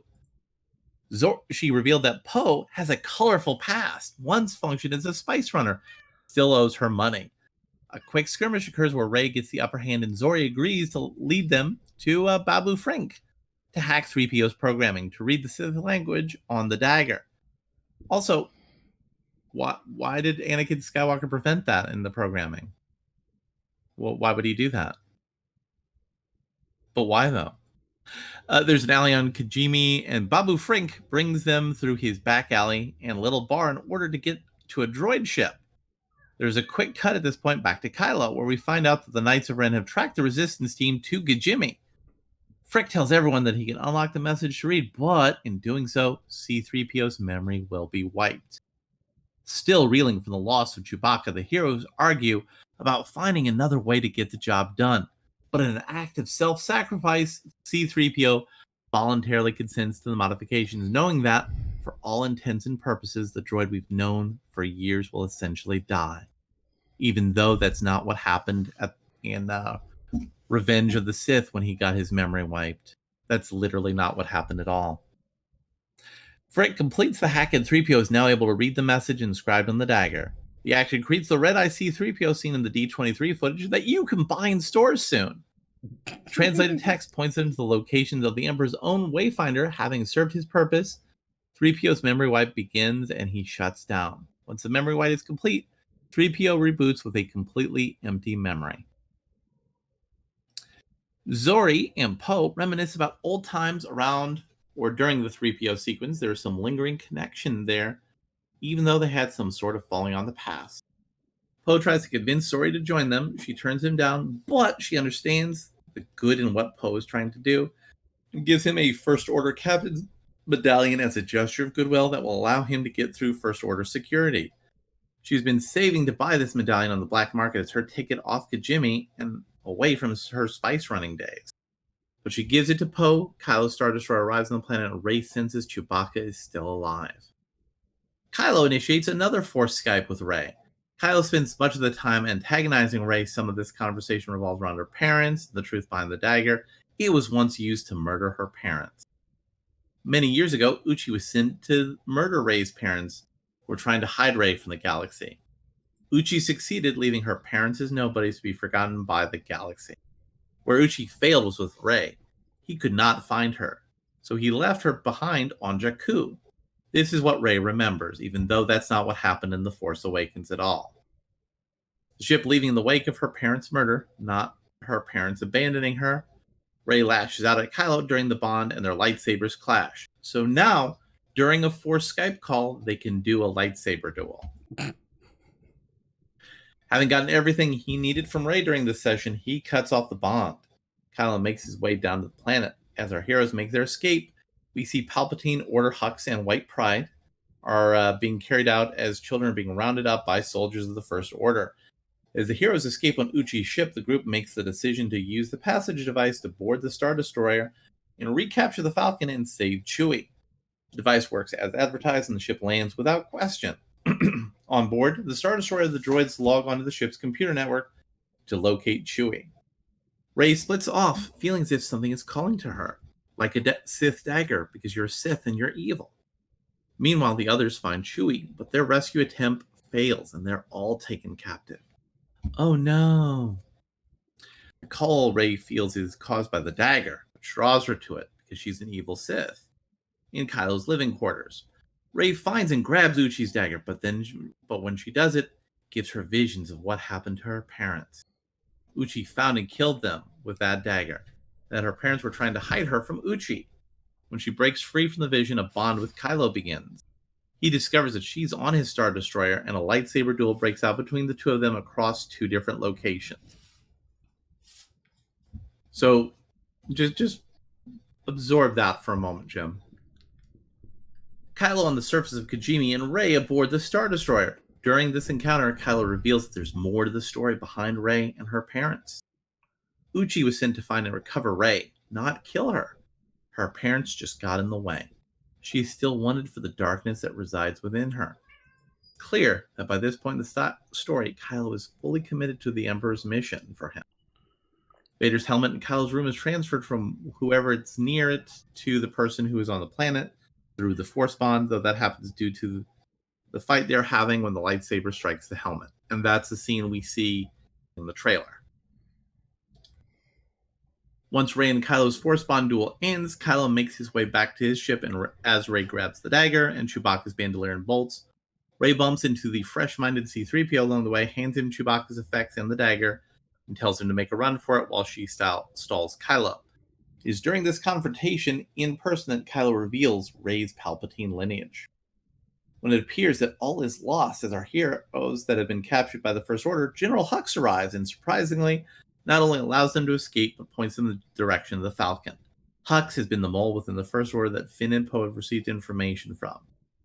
Rey and the other heroes make a break for the Falcon and escape. Rey escapes by just barely jumping into the Falcon while it's on the edge of the hangar, and after they leave, White Pride kills Hux for treason against the First Order. From this point forward, General Pride is the sole commander of the First Order military. The Emperor contacts Pride and demands that he use one of his specialty-equipped Star Destroyers to destroy Kijimi as an act of loyalty. So why is it an act of loyalty to destroy some planet that you don't know? And White Pride complies. Pride tells Kylo that even though they don't have the dagger, they know where the Resistance is going because they scanned it while it was in their possession. So, but I mean, it's the Emperor's Wayfinder. The Emperor wants Rey to go to him. So you just ask the Emperor where it is. Why do you have to have the dagger? Why did any of these things happen? None of these things assist your plan. They just make your plan more contrived and make the hero's plan more contrived. The information gleaned from C-3PO's translation of the dagger's writings leads them to the location of the second Wayfinder device, which turns out to be aboard the wreckage of the second Death Star on the ocean moon of Kef Bir, even though that's just been made up now. And also, the Death Star was atomized. We all saw that movie. It exploded. But I guess it didn't. Along the way to the wreckage, the crew comes in contact with a person named Jannah. It is revealed that she was press ganged into the First Order service as a child, but eventually escaped and found her way to Kef Bir, where she's been living for some time. At this time, it's revealed that she is the child of Lando, lost to the First Order. Look at how our expectations have been subverted. We thought Finn was going to have something useful and interesting for his character development. Don't you like how much your expectations have been subverted? Jannah provides Rey with transportation to get to the Death Star wreckage. That's something we've seen in the trailer footage, and Jannah apparently chases after Rey to and onto the Death Star wreckage. Rey makes her way to the Death Star wreckage and begins climbing through its twisted remains. The scene feels very reminiscent of the activities we see Rey doing when we're introduced to her in The Force Awakens. This is also something that we did see in the trailer. She eventually reaches the Emperor's throne room, also saw in the chamber in the trailer. Discovers a chamber connecting to that room that connects to the second Wayfinder. Rey approaches the object and picks it up, which induces visions of a possible future of herself. In this vision, we see a version of Rey that has been enveloped by the dark side, as seen in the D23 footage. The voice of Palpatine may be heard during the scene. The vision shocks Rey. She stumbles back in the throne room where Kylo Ren is waiting for her. Kylo takes possession of the Emperor's Wayfinder, destroys it, and indicates to Rey that the only way to get a new Wayfinder is to go through him and take Vader's. Because, I mean, it's not like she's beaten him in literally every fight they've had previously. A lightsaber battle ensues, beginning in the throne room and eventually transitioning to the exterior wreckage among the crashing waves. Off in another part of the galaxy, while Kylo and Rey clash sabers, a bright light in the universe begins to fade. Leia is dying. Oh no. The person who's dead in real life dies in the movie. Don't you feel emotions, Jim? No. As their battle rages on, both Kylo and Rey sense the death of their respective mother and mentor. Palpatine senses her death too, making him more confident that Rey now has nobody to turn to but him. Sometime around here, Palpatine orders Kijimi to be destroyed as the first ships of the Sith fleet reach deployment altitude. They both react, but Rey recovers from the shock sooner and leverages it in the aftermath to take Kylo's weapon from him, because he's a little bitch in these movies. Stab him through the chest with it. In the aftermath of the concluded duel, Rey declares to Kylo that she will never be like him and fall to the dark side. She exercises her newfound healing ability to save Kylo from death, steals his ship along with Vader's Wayfinder device aboard it, and takes off, leaving her enemy behind. After Rey leaves the Force Moon, the remainder of the Resistance crew boards the Falcon along with their newfound ally, Jannah, having spent the duration of Rey and Kylo's fight preparing the ship and returning to the hidden base on the jungle planet. Broken and defeated, Kylo remains in the wreckage of the second Death Star, where he's visited by a vision of his father. Han speaks to his son, telling him that it's never too late to return to the light and make the right choice. This conversation has a profound effect on Kylo, and in a symbolic gesture, he discards his lightsaber and walks away from the darkness in the identity of Kylo Ren. That's Act 2. So I'm going to put the link to this file here. Oh. So you guys can check out the third act yourself, but C-3PO gets reprogrammed by a backup from R2-D2. So 3PO is totally okay and not at all mind wiped. And yeah. So Jim, what do you think about this horrible trash fire that we're going to be seeing in another 2 months? I'm so glad I got to see the lighthouse today. So yeah. Trash is coming. Trash is coming. Unlike the boats in Lighthouse, the trash is coming. So now we're gonna move on to our album cover. So Jim, Album cover, even album review. our anal bum we're not cover. going to cover an album. Or anal bum album. So this is Beatles Love. Now, upon first glance, a lot of people would look at this and go, this is not really an album. This is like a best of. Like, why are you wasting our time with this? Hear me out. So this is the Beatles Love, which is actually a soundtrack to a Circus du Soleil performance, which is like in reverence of the Beatles and honor of the Beatles, whatever. Which I had to go a chance to see because a friend of ours who lived in Vegas for a while actually worked for Circus du Soleil and let us view things like Mystère from within the sound booth. And he had an extra ticket or whatever, or a couple of tickets to go see a Circus du Soleil show. And he was like, hey, your birthday's coming up. I haven't had a reason to go see any shows this year because we hadn't had any new ones. So you can have them. You can have them. And I was like, for your birthday. And I was like, great. So I went to go see Beatles Love. And it was fucking fantastic. Now, the album, it's kind of interesting. It's the last album that was produced by George Martin, who was considered to be the fifth Beatle. He's the producer for most of all of the later Beatles albums, and the early British ones, not so much. The guy is a phenomenal record producer, and he had already lost most of his hearing at the time that this came out, but he was able, with some aids and some help, hearing aids that is, and actual aids, people actually produced this album. So there's a lot of alternate takes that they used and kind of remastered, and even added some extra instrumentation and stuff. It was all also done under the careful eye of the surviving Beatles members as well. They were kind of keeping an eye on it, making sure that this was going to be good, including the show as well. So there's also some.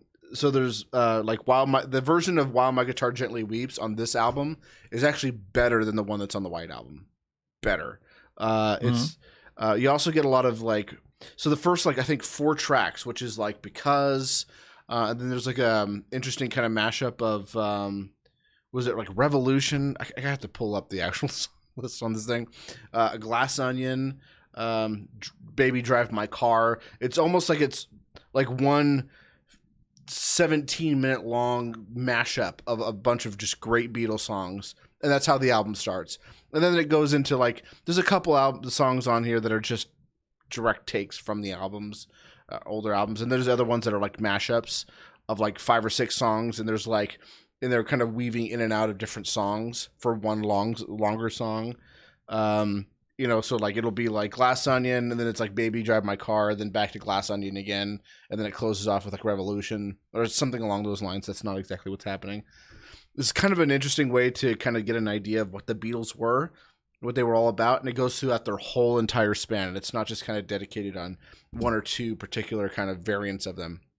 Because they started out as kind of typical British pop rock. By the time they were done, they were kind of getting into the 70s kind of feel of it. And they had a whole psychedelic era. There was a very kind of 60s rock kind of era of it. This kind of encapsulates everything and kind of gives everything its due. So, what did you think of Beatles Love? I thought it was a remixy, rebooty kind of reproduction, and I thought it was good. Yeah. It freshened up the Beatles a little bit. Yeah, it did. But after what? So they broke up in 1969? Mm-hmm. Or yeah. No, they broke up in 1970. They broke up in 1970. So they were from 1960 to 1970. I remember they were solid 10 years. Which is a pretty good run for a band. Pretty good run for a band of that size. They remember that the Beatles, he wasn't wrong. I mean, sure, the line upset a lot of people, but John Lennon was not wrong when they said they were bigger than Jesus. I mean, more people have heard of the Beatles at that time than they did Jesus. I think that was a fair thing to say, considering that there's a lot of portions of the world where the Beatles were very popular with that, Jesus was banned, like China. Yeah. So yeah, let's move this along because we've we got a lot of reviews. Most of the reviews I got up on review were short. So we're going to start off with 2 books. One's a comic book, one's a book. Both of them are by John De La Roz, who is a shit poster. And I say this with love and an appreciator of the art of shit posting. And as a purveyor. He's also somebody who is actively trolling the establishment in both the science fiction media, and he's trolling both sides of the establishment in comic books. And he's producing good, solid product. He's making consistent banks, and he created a new series. This book is the second one in the chapter of it, about space crusading knights going to fight basically space Muslims, but aliens, to recover their sacred planet. And what I like about John is he's a very consistent writer, very clean, very efficient, very easy to read. Structurally wise, he doesn't have a lot of weird language or anything, very polished. Where John does things that are interesting, like somebody who has a Christian perspective, wears it on his sleeve, he'll write space Muslims as normal, good people who just believe differently. And that the war is over belief in important things. He scales up the sort of combat that happened in the Crusades to what would happen on war on a planetary and galactic scale. And he has it well thought out. Everything's well structured. Everything's very clean. John is a journeyman writer. I wouldn't call John a master of his craft, but he's definitely a journeyman. He knows what he's doing. He's consistent. He's efficient. And he's turns out 5 to 8 books a year. And this isn't kind of his comic book content. This is his book content. He's available on Amazon. I highly recommend his writing. And this series is interesting as a space opera series. His other book is Flying Sparks. It's a comic book. This is the 3rd book in, I think he said it's a 5 or 7 book series that he's going to be doing with this set of characters. So Flying Sparks is about a girl who gets science equipment to make her basically a superhero who falls in love with a supervillain. He's not a super villain. He's just a criminal with supervillain powers. And they've built up to her getting in trouble with the world of organized crime, him getting in deeper with the world of organized crime, and this is the moment where both of their secret lives have become exposed to the other, and there's no clean, you can't just keep having your superhero girlfriend on the side thing. Confrontation is being built to, and it's, again, efficient, well-written, characters are all well-characterized, and while John and I would disagree on the art, I think a better art would amplify his story more. It's fine art. Don't get me wrong. John basically doesn't believe that the hyper-realistic style of American comics is necessary for telling a good comic book story. But I think that's something that holds him back with most audiences. But it's a boy meets girl story, Romeo and Juliet story, but involving superheroes and supervillains. It's a good, solid book. He's got 2 secondary characters that have their own books in the same universe. If I wasn't working on my own project, he told me I could totally take one of his other characters and produce that into something. Hopefully after I do my own and do good enough, I can maybe collaborate with him on something, because that would be cool. But again, I recommend both books. John's a good guy, even though he's kind of a little rough and shit posty. So, The Watchmen TV series. Did you get a chance to see it? No. Yeah. Let me just say, this artwork is something that I would do, that I would quickly throw up. Just I just need to make something real quick for something. Which one? You're talking about the one for the comic? Oh, yeah, no, that's for Watchmen. That's for the Watchmen TV show. That's garbage. That's what we're talking about next, aren't we? Yeah. That's what. So I'm not bashing John Arrows. That's fine. I'm just saying. Well, what did you think about the Watchmen? I didn't see it. What did you think about? But I'm just saying that from this little poster. Well, this is a partial poster. I've seen the whole poster. But this is something that I would throw together for one of my videos where I'm just oh, I just made a video. I need to make a thumbnail for my video. Let me just make something. This is something that I would make And then later be embarrassed by and like fix after the video's done. No. See, like I would not be embarrassed because I'm a small YouTube channel. Like, no big deal. This is just You'd be embarrassed if you were HBO doing that. If I was hired as HBO, this is something that'd be like, oh yeah, I was supposed to do that, wasn't I? Oh shit, I got a couple hours. Let me throw something together. Give me some stills. All right, let me throw. So the way blue and teal's fine. Everyone likes blue and teal. Yeah.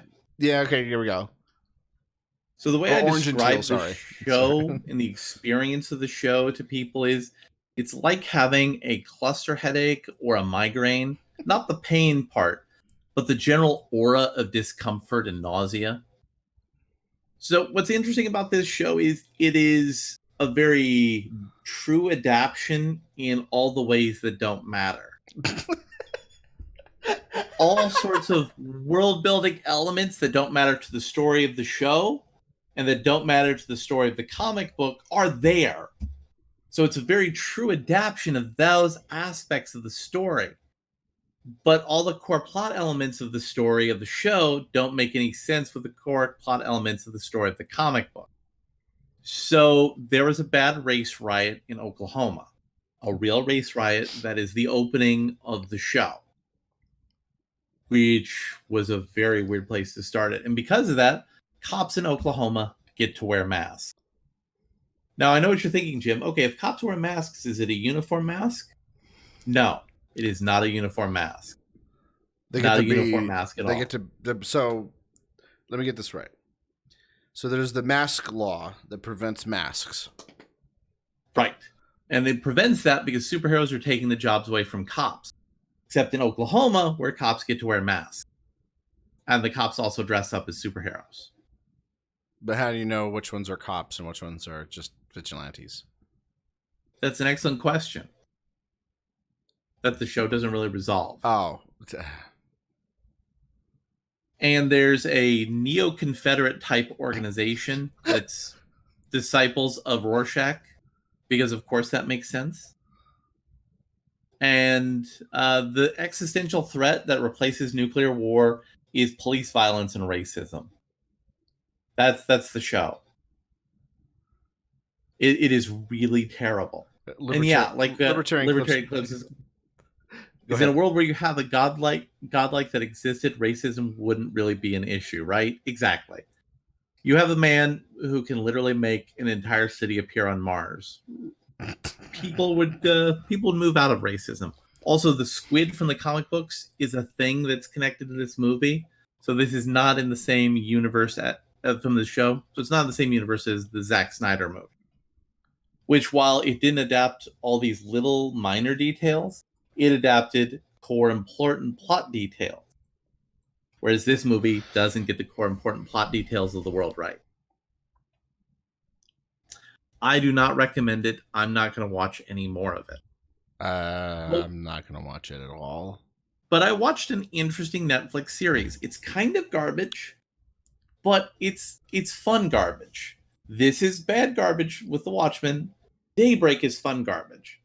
So what if we have a Ferris Bueller-like protagonist who's navigating the world of high school cliques and drama, but oh no, there's an event that turns adults into zombies, animals into monsters, and the high school cliques survive and they take over the ruins of Los Angeles. That's the show. That's the premise of the show. It's very basic zombie stuff. There's like a main character who's looking to find his lost not girlfriend. And he forms a band of people who want to team with him to survive, but he wants to be a loner and find the girl. Because the girl's job was to help people get into cliques so that they would feel happier. But she never completed that job for him before the end of the world. So he views her as someone who's in love with him. I'm sure that resolves in a more satisfying way, but the show doesn't give me enough reason to care beyond that. Oh. It's a fun show, but it's trash. And I'm not opposed to fun trash. But you know what I am opposed to? Boring trash. So they had the Addams Family movie came out, and I was kind of excited because, I mean, who didn't love the old Addams Family TV series, right? Yeah. It's fun. And the comics. Yeah, and the comics. Comics were great, but this movie didn't really understand what the Addams family was all about. The Addams family was like, what if there was one family that embraced deviance in a society that was normal? Well, the show wasn't willing to own that, so it became about they're conforming and we're conforming, but let's all find a way to conform together. None of the voice acting was good. They had a subplot about Wednesday becoming like a normal girl at school and convincing a normal girl to become a goth chick. And I walked out about an hour and some change into the movie. Oh. It was mostly over, but it was like, yeah. I missed Snoop Dogg appearing as Cousin It. So the next movie, which was also kind of trashy, is a movie called Anon. So Anon's about a dystopian world where everything about you is accessible in a database controlled by the government. And the government's using that to slowly tap down on more elements of the world. So there's a hacker. There's actually a whole community of hackers who just say, nah, we're not going to do that. And one of those hackers, all the people she's been helping, have been getting murdered. So Clive Owen is trying to find her, stop her, and stop the crimes from happening. But then he discovers the world doesn't really care that people are being murdered. They care that people are being able to opt out of the system and not be able to be controlled. So you would think in a movie like this, it should end up with him and her embracing the idea of radical freedom and being able to exist as anonymous people within a restrictive system. But no, that's not what happens at all. He doesn't learn anything from the experience. She doesn't learn anything from the experience. And that's the movie. That's just terrible. It has a great concept. It has a fun way of imagining how police in a fully dystopian surveillance state would work. You mean like today? No. Like where we're going. But this is close to where we are today. So yeah. It's not good, but it's not terrible. But what is terrible? I mean, we do live in a dystopian sci-fi universe. Yeah. Yeah. But what is terrible, however, is Maleficent 2. I mean, Maleficent was terrible, but this was even more terrible.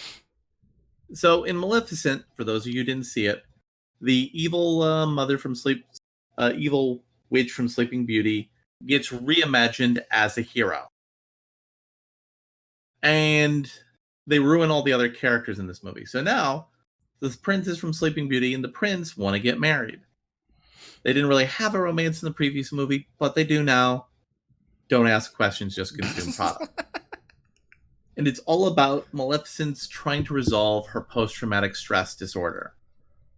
And it's also about the evil queen, who's the mother of the princess, who also has post-traumatic stress disorder caused by fairies.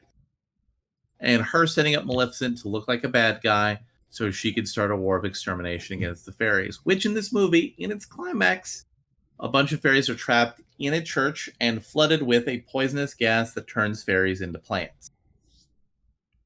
So there is a Holocaust allegory in this Disney movie. Also, an army of the fairies are gassed in a scene reminiscent of World War I by a poisonous gas that turns them into ashes and plants. So this is a terrible movie. I knew it was going to be terrible, but I appreciated the fact that the villains were just two women and they were just being unreasonable. The two lead male protagonists were like saying, hey, calm down, ladies. We want to have, like peace and unity and positivity. And they're like, bitch, no, I want to murder her. And I want to murder you. And that was the movie. Do not recommend this one. And the trailer is full of lies for this movie. Except for the comic book, we've been just reviewing nothing but trash. Well, no. I'm just going to mention, I got to see Zombieland 2. Oh, no, I mean, so made far. Me happy. Sorry. Yeah, we're at the point of the review now for good things. Yeah, it's all good things. So John's stuff was good, Everything after John's stuff was trash, and now we get to Zombieland, which is good. Zombieland was great, and Zombieland kind of comes into this little gestaltic sort of moment for me, where it's like Zombieland did everything I expected it to do.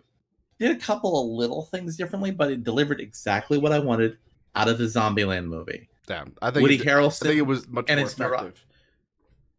Woody Harrelson and his neurotic friends killing zombies, working out their problems in the post-apocalypse, having disaster porn looking at the refuse and remnants of our society. It was great. It was great. It was entertaining. I loved Madison. Madison was my favorite character in the movie. She was just great. I appreciated her a whole bunch.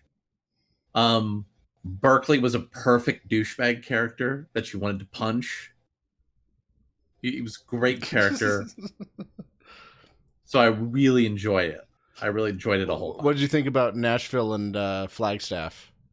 That was a great little scene. It was a great scene also because it set up the stakes for the T-800s. Uh-huh. So like you really felt their threat coming in for the end scene. So this was written by somebody who actually did good writing and gave a shit about Zombieland. Yeah. But the Bill Murray scene at the end of the movie was great. Yeah, we can kind of spoil that now. The whole Garfield 3 thing, fucking great. Yes. So the start of the zombie apocalypse was on the tour for Garfield 3. And Bill Murray was the first person to start killing zombies. And that's why everybody was so upset by killing Bill Murray. It was great. I loved every moment of that. Yeah, that really. It also builds on some other things that were happening earlier in the movie. Like, why are they so thinking about Bill Murray? I mean, sure, Bill Murray was great, but I mean, like, why was it so important to these characters? Now we know. And now it's like, oh. So I caught a movie on Netflix, and Jim like dipped a toe into it and a little bit about it. Yeah, I just did not have time to watch it before the show. It's called Dolomite Is My Name, starring Eddie Murphy. And it's about Rudy Ray Moore, the guy who created the 70s blaxploitation character and cult film star Dolomite. So Jim's also familiar because they reviewed a secondary movie he did with another character. So Rudy Ray Moore is a guy who's in his 40s-ish, working in a record store. Life didn't play out how he wanted it to. He also works as an MC at a nightclub. Not able to do the kind of jokes he wants or the kind of act. Life kind of sucks for him. And then he has an idea. What if I take this sort of jibber-jabber, weird, slave prison comedy that the homeless people are talking about and make it into a comedy character? Make it into an outrageous pimp character who's just hilariously absurd named Dolomite. And comes up with a bit, does it at the club. Everybody loves it.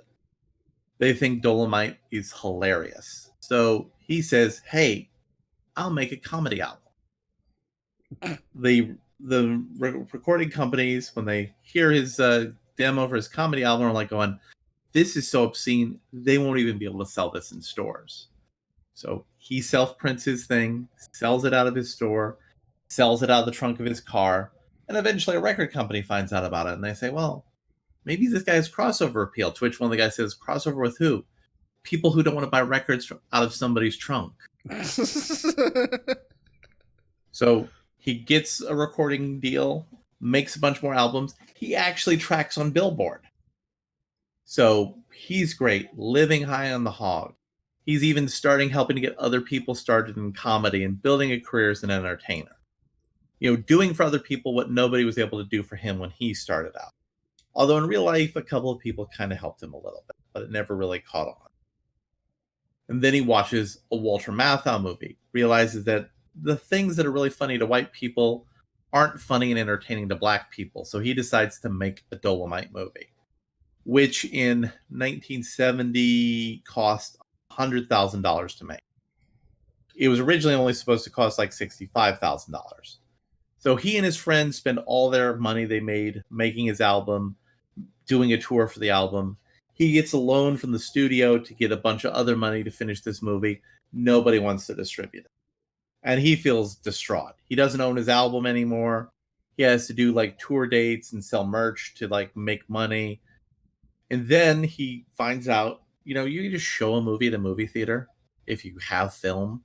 You could pay them and then invite people to show it, and then it's a massive smash success at the theater in Indianapolis where it's introduced in. So big of a success that a distribution company says, we do two things. We do hillbilly movies and we do blaxploitation movies. We want to sell your movie.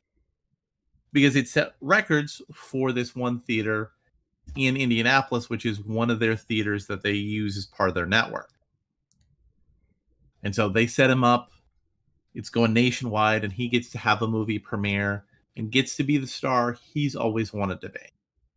You know, the guy who people said wasn't good enough all the way back when he was a kid, when his father, who wasn't his real father, who beat him as a sharecropper, told him, all you'll be is a no good sharecropper like me, finally gets to have that moment where he's embraced by the love of an audience and he entertains them, because people have to wait for a 2 a.m. showing to see the opening of Dolomite, which then leads in real life to 7 extra movies that he and his cast of friends make. It's a really good movie. Everybody, all the actors were having a great deal of fun on it. I personally think it was a wrong decision to film it digitally. I feel like a movie like this should be on film. It should have that grainy texture of film. But it's a great movie, and it's also really inspiring thinking about if you want to be creative, sometimes you have to put it all on the line to be successful. Sometimes playing it safe means you're just going to be a guy in a club. Yeah. So by the way, I put a link in the chat room to the Red Letter Media where they watch, what is it, Petey Whitfield, which is another one of his movies. Petey Wheatstrom, which is another one of his characters. Yeah. Petey Wheatstrom. Sorry, you have to watch that to get that. Okay. So anyways. Next up is a movie from an anime series called One Piece.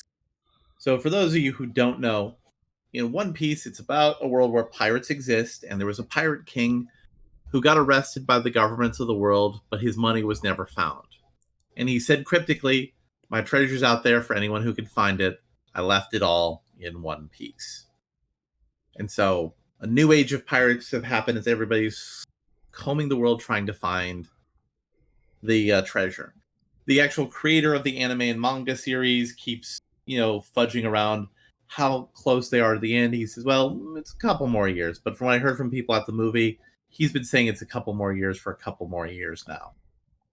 So the main everybody has powers that are caused by 2 different kinds of magical fruit. The main protagonist has taken both of those kinds of fruit. And he's one of the pirate emperors who are subordinate to Pirate King somehow, because it's a weird translation thing. It's not actually emperor.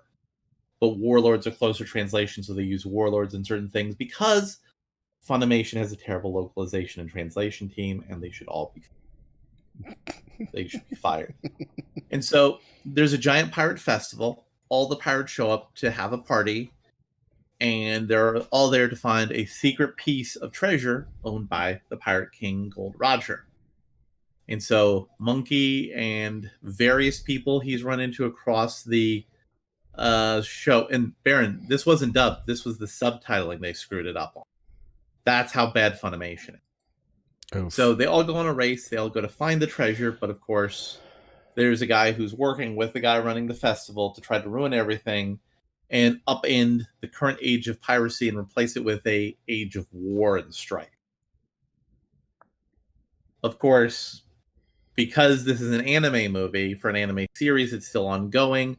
Nothing that happens can influence the continuity of the main series. So everything has to stay more or less status quo. So there's a MacGuffin. The main character gets the MacGuffin. He destroys the MacGuffin because he's good enough to find the MacGuffin of the main series without it, thus proving why he's the one who's worthy to become the new Pirate King.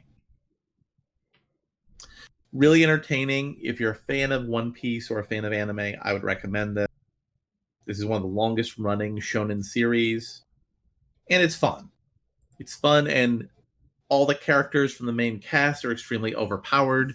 There's actually several different pirate crews that worship them as like master pirates now, which is kind of funny if you remember watching that when they were like complete scrub nobodies way in the beginning of the series.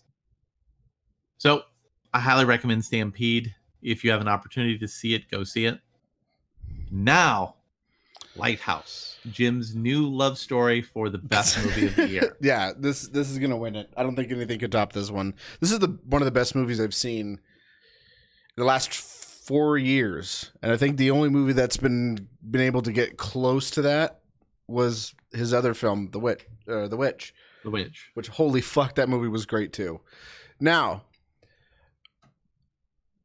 because we've saved this for last. If you have not seen this movie, I would suggest just turning this review show off. And great for coming out.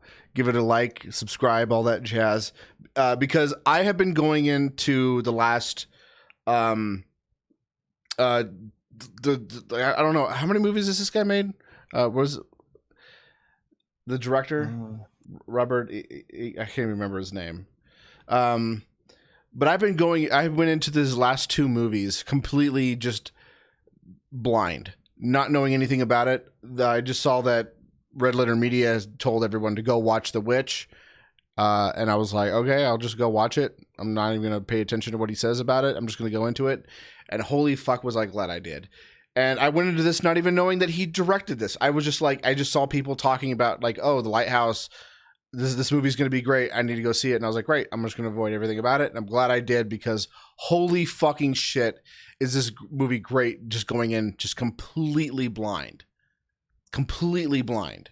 So if you have seen it, or if you don't care about going in knowing a little bit of what's going on here, we're not going to get into spoilers, because I just can't bring myself to do that, especially to Larry, who hasn't seen it yet. So we're just going to talk about the general themes of this movie. So basically, this movie is, I'm not even going to get into names, because the names of the characters are a spoiler.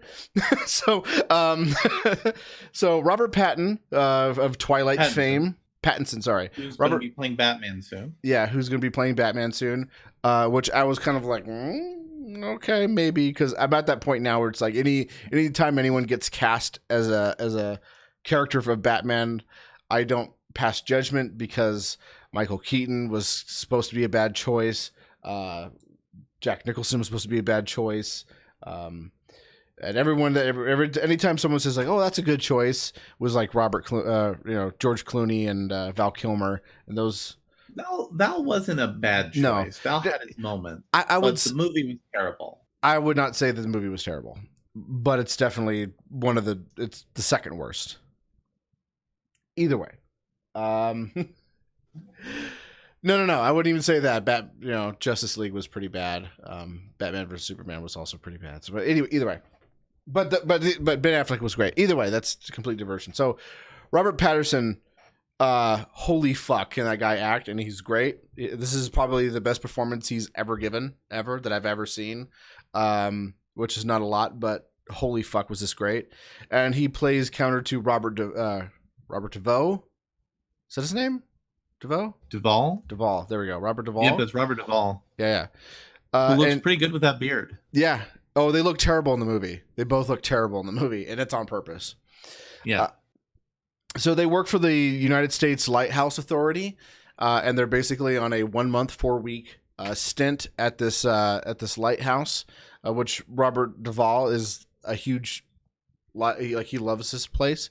And so they get there. They're not talking to each other pretty much for the first like 20 minutes of the movie. There's like first 10 minutes of the movie, there's like no dialogue.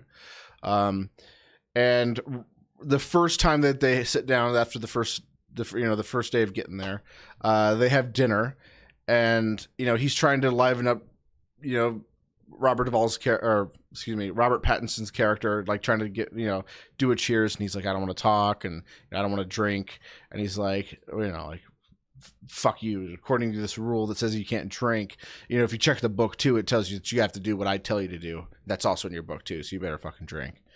And again, no spoilers about what happened there. That's crucial. So anyways, so right off the bat, there's some animosity, and the animosity just keeps building, as well as the madness that takes on, and it starts to get to the point where you're starting to not know what is real and what is just hallucinations or madness, and it just keeps incrementally getting more and more tense and more absurd, while at the same time they're actually bonding a little bit as well over drinking, and there's just kind of like lots of parallels to Greek mythology that's happening at the same time. And then you start to learn that there's some definite manipulation going on. And that calls into question things that you're learning, throughout the film, about these two characters. Now, what's also weird is that like they're in this house and in this lighthouse that's connected to the house that's very kind of constricting and dirty and grimy. And the film is shot in black and white, and it's in 3/4 aspect ratio, like TV aspect ratio. And that kind of really gives it this kind of like grimy, claustrophobic feel. At the same time, it's got really great cinematography, even in that very kind of limiting aspect ratio. And it's just tense. It's a horror film, but it's not really doing, and no jump scares, great, but it's really kind of tense, and you're on your seat the whole time, feeling very uncomfortable and very filthy, and some of the things that the characters are doing, you're just like, holy fuck. And it's well acted, but at the same time, even though it's kind of has this very kind of artsy feel to it, it's not above doing things like having fart jokes. Laughing at a sequence where they're peeing into a cup and poop flying in their face. So I mean, like, it's just very well rounded, very well made. It's probably one of my favorite films of all time. Period. Full stop. I look forward to seeing it. I thought Joker was going to have it in the bag. Oh no. This makes Joker look like The Room. It is that great. Now you see, here's what I like about the way William Dafoe. Thank you. William Dafoe, yeah. Here's the way I manage my personal rating scale, quote unquote, for best of the year is I wait to the end of the year and I wait until all the movies I've experienced have come in here, and then I look back. So if you go back and listen to what I said about Joker, what I said about Joker is, so far this is my best movie. This is the best movie of the year. I'm not even making that caveat here. It's that good. Yeah. Holy fuck, is it that good? So now let's look forward a little bit and talk about some of the trash that we may be reviewing in the future. There is one thing I want to talk about in terms of how this film was shot. After this came out, I started like going like, I need to know more. I need to know more about like the Greek mythology that was referenced in this movie. Like I knew some of it, but I was like, I need to know more. And so I dug up some things about, I don't even want to say some of the things that are in this. Well, I guess I could talk about mermaid. Like there's the thing about mermaids, and so livers and birds. Here's what we're gonna do, Jim. Okay. We're gonna put a little flag on this, and we're gonna talk about this movie more when I get a chance to see it then, because I know a lot about Greek mythology. Okay, and I would like to hear your perspective on it. But the way they filmed this movie is that they were. I was listening to an interview with the director and his brother, who I guess was going to make a movie about lighthouses and just never could get it off the ground. So he's like, "How about I make my movie and you can help?" And he was like, "Great." And they were talking about how they wanted it to feel like photographs from the late 1800s, which is when this movie takes place, and how film, still film back then was shot in a way that did not pick up on any red, but only picked up on things like UV and blues and greens.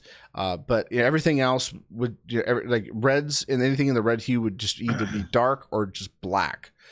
So if you can tell by the still that's showing, you're saying this movie's probably got a good lock on a cinematography kind of Oscar category, and in black and white. So if you can tell by the picture in this, you can see like their faces are very dark, compared to how like a normal black and white film would be shot. Like if you look at Clerks, everybody's face is really bright. This is not like everyone's really black and dark. The only thing that's white is the sky.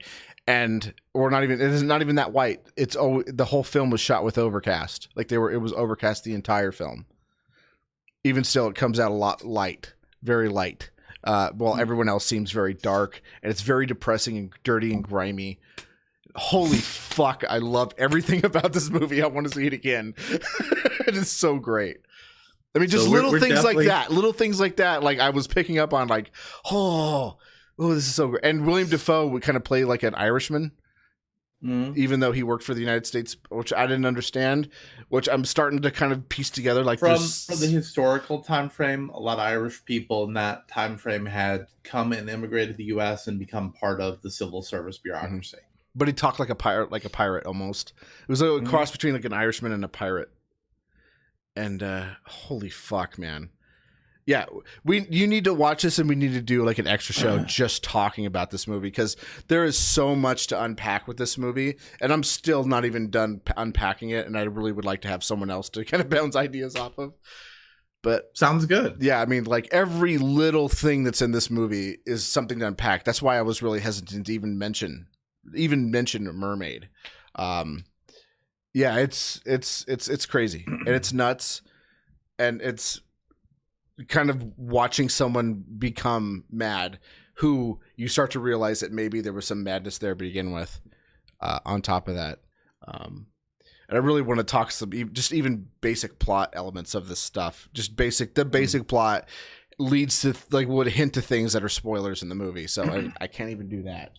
It's just, yeah, Dafoe is a great actor, and you'll learn quickly watching this movie that so is Robert Pattinson, and you're going to give him a complete pass for being in nothing but trash pretty much most of his career. So, yeah.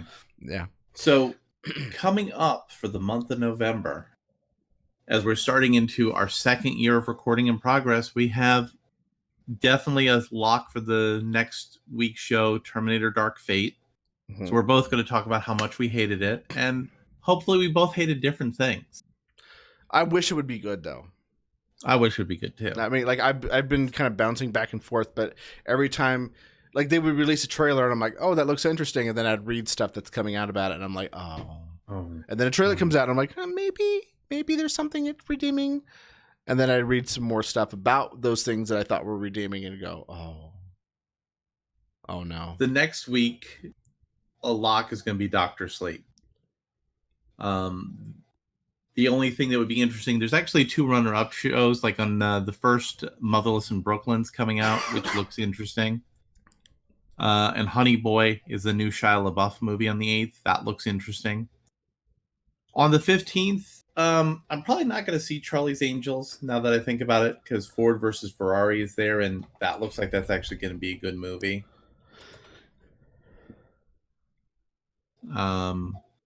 Then we have the weekend of the 22nd, Frozen 2's coming out. So we're going to definitely want to see that, because it's a cultural touchstone, and we're going to see how they fail. And the last weekend in November, they have Knives Out, the latest subversion of expectation by Rian Johnson. December doesn't pick up until December 13th, when the Jumanji The Next Level comes out. And then Rise of Skywalker. And then it ends on Christmas. And by that point in time, we won't see another thing until it's Wednesday, Thursday. Yeah. So after the end of the year show will be December 26th, 27th. So that show, barring me seeing something that weekend, we may even be able to decide on our worst and best movies of the year at that point. I think we should wait until January for Fuck You, It's January, because we're not going to have anything to talk about for January, so we might as well just wrap up the year then. I think that'd be better. Just in case there's some movie that surprisingly comes out that we weren't expecting to be good. Comes out, the last day of the year. Now, let me just pull up something here. So just to give you an idea what January, there's going to be Jungle Cruise, Dr. Dolittle. If Dr. Doolittle's coming out in January, it's going to suck. No, it's not in January. Excuse me. I looked at the wrong thing here. There's a new Grudge movie. There's There's Doctor Dolittle is going to be out in January. Oh my god! So yeah, and there's a new Bad gonna Boys suck. movie in January.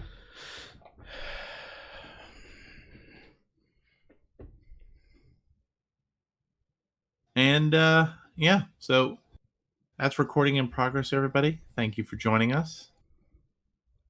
Yeah, hail worms. Hail worms.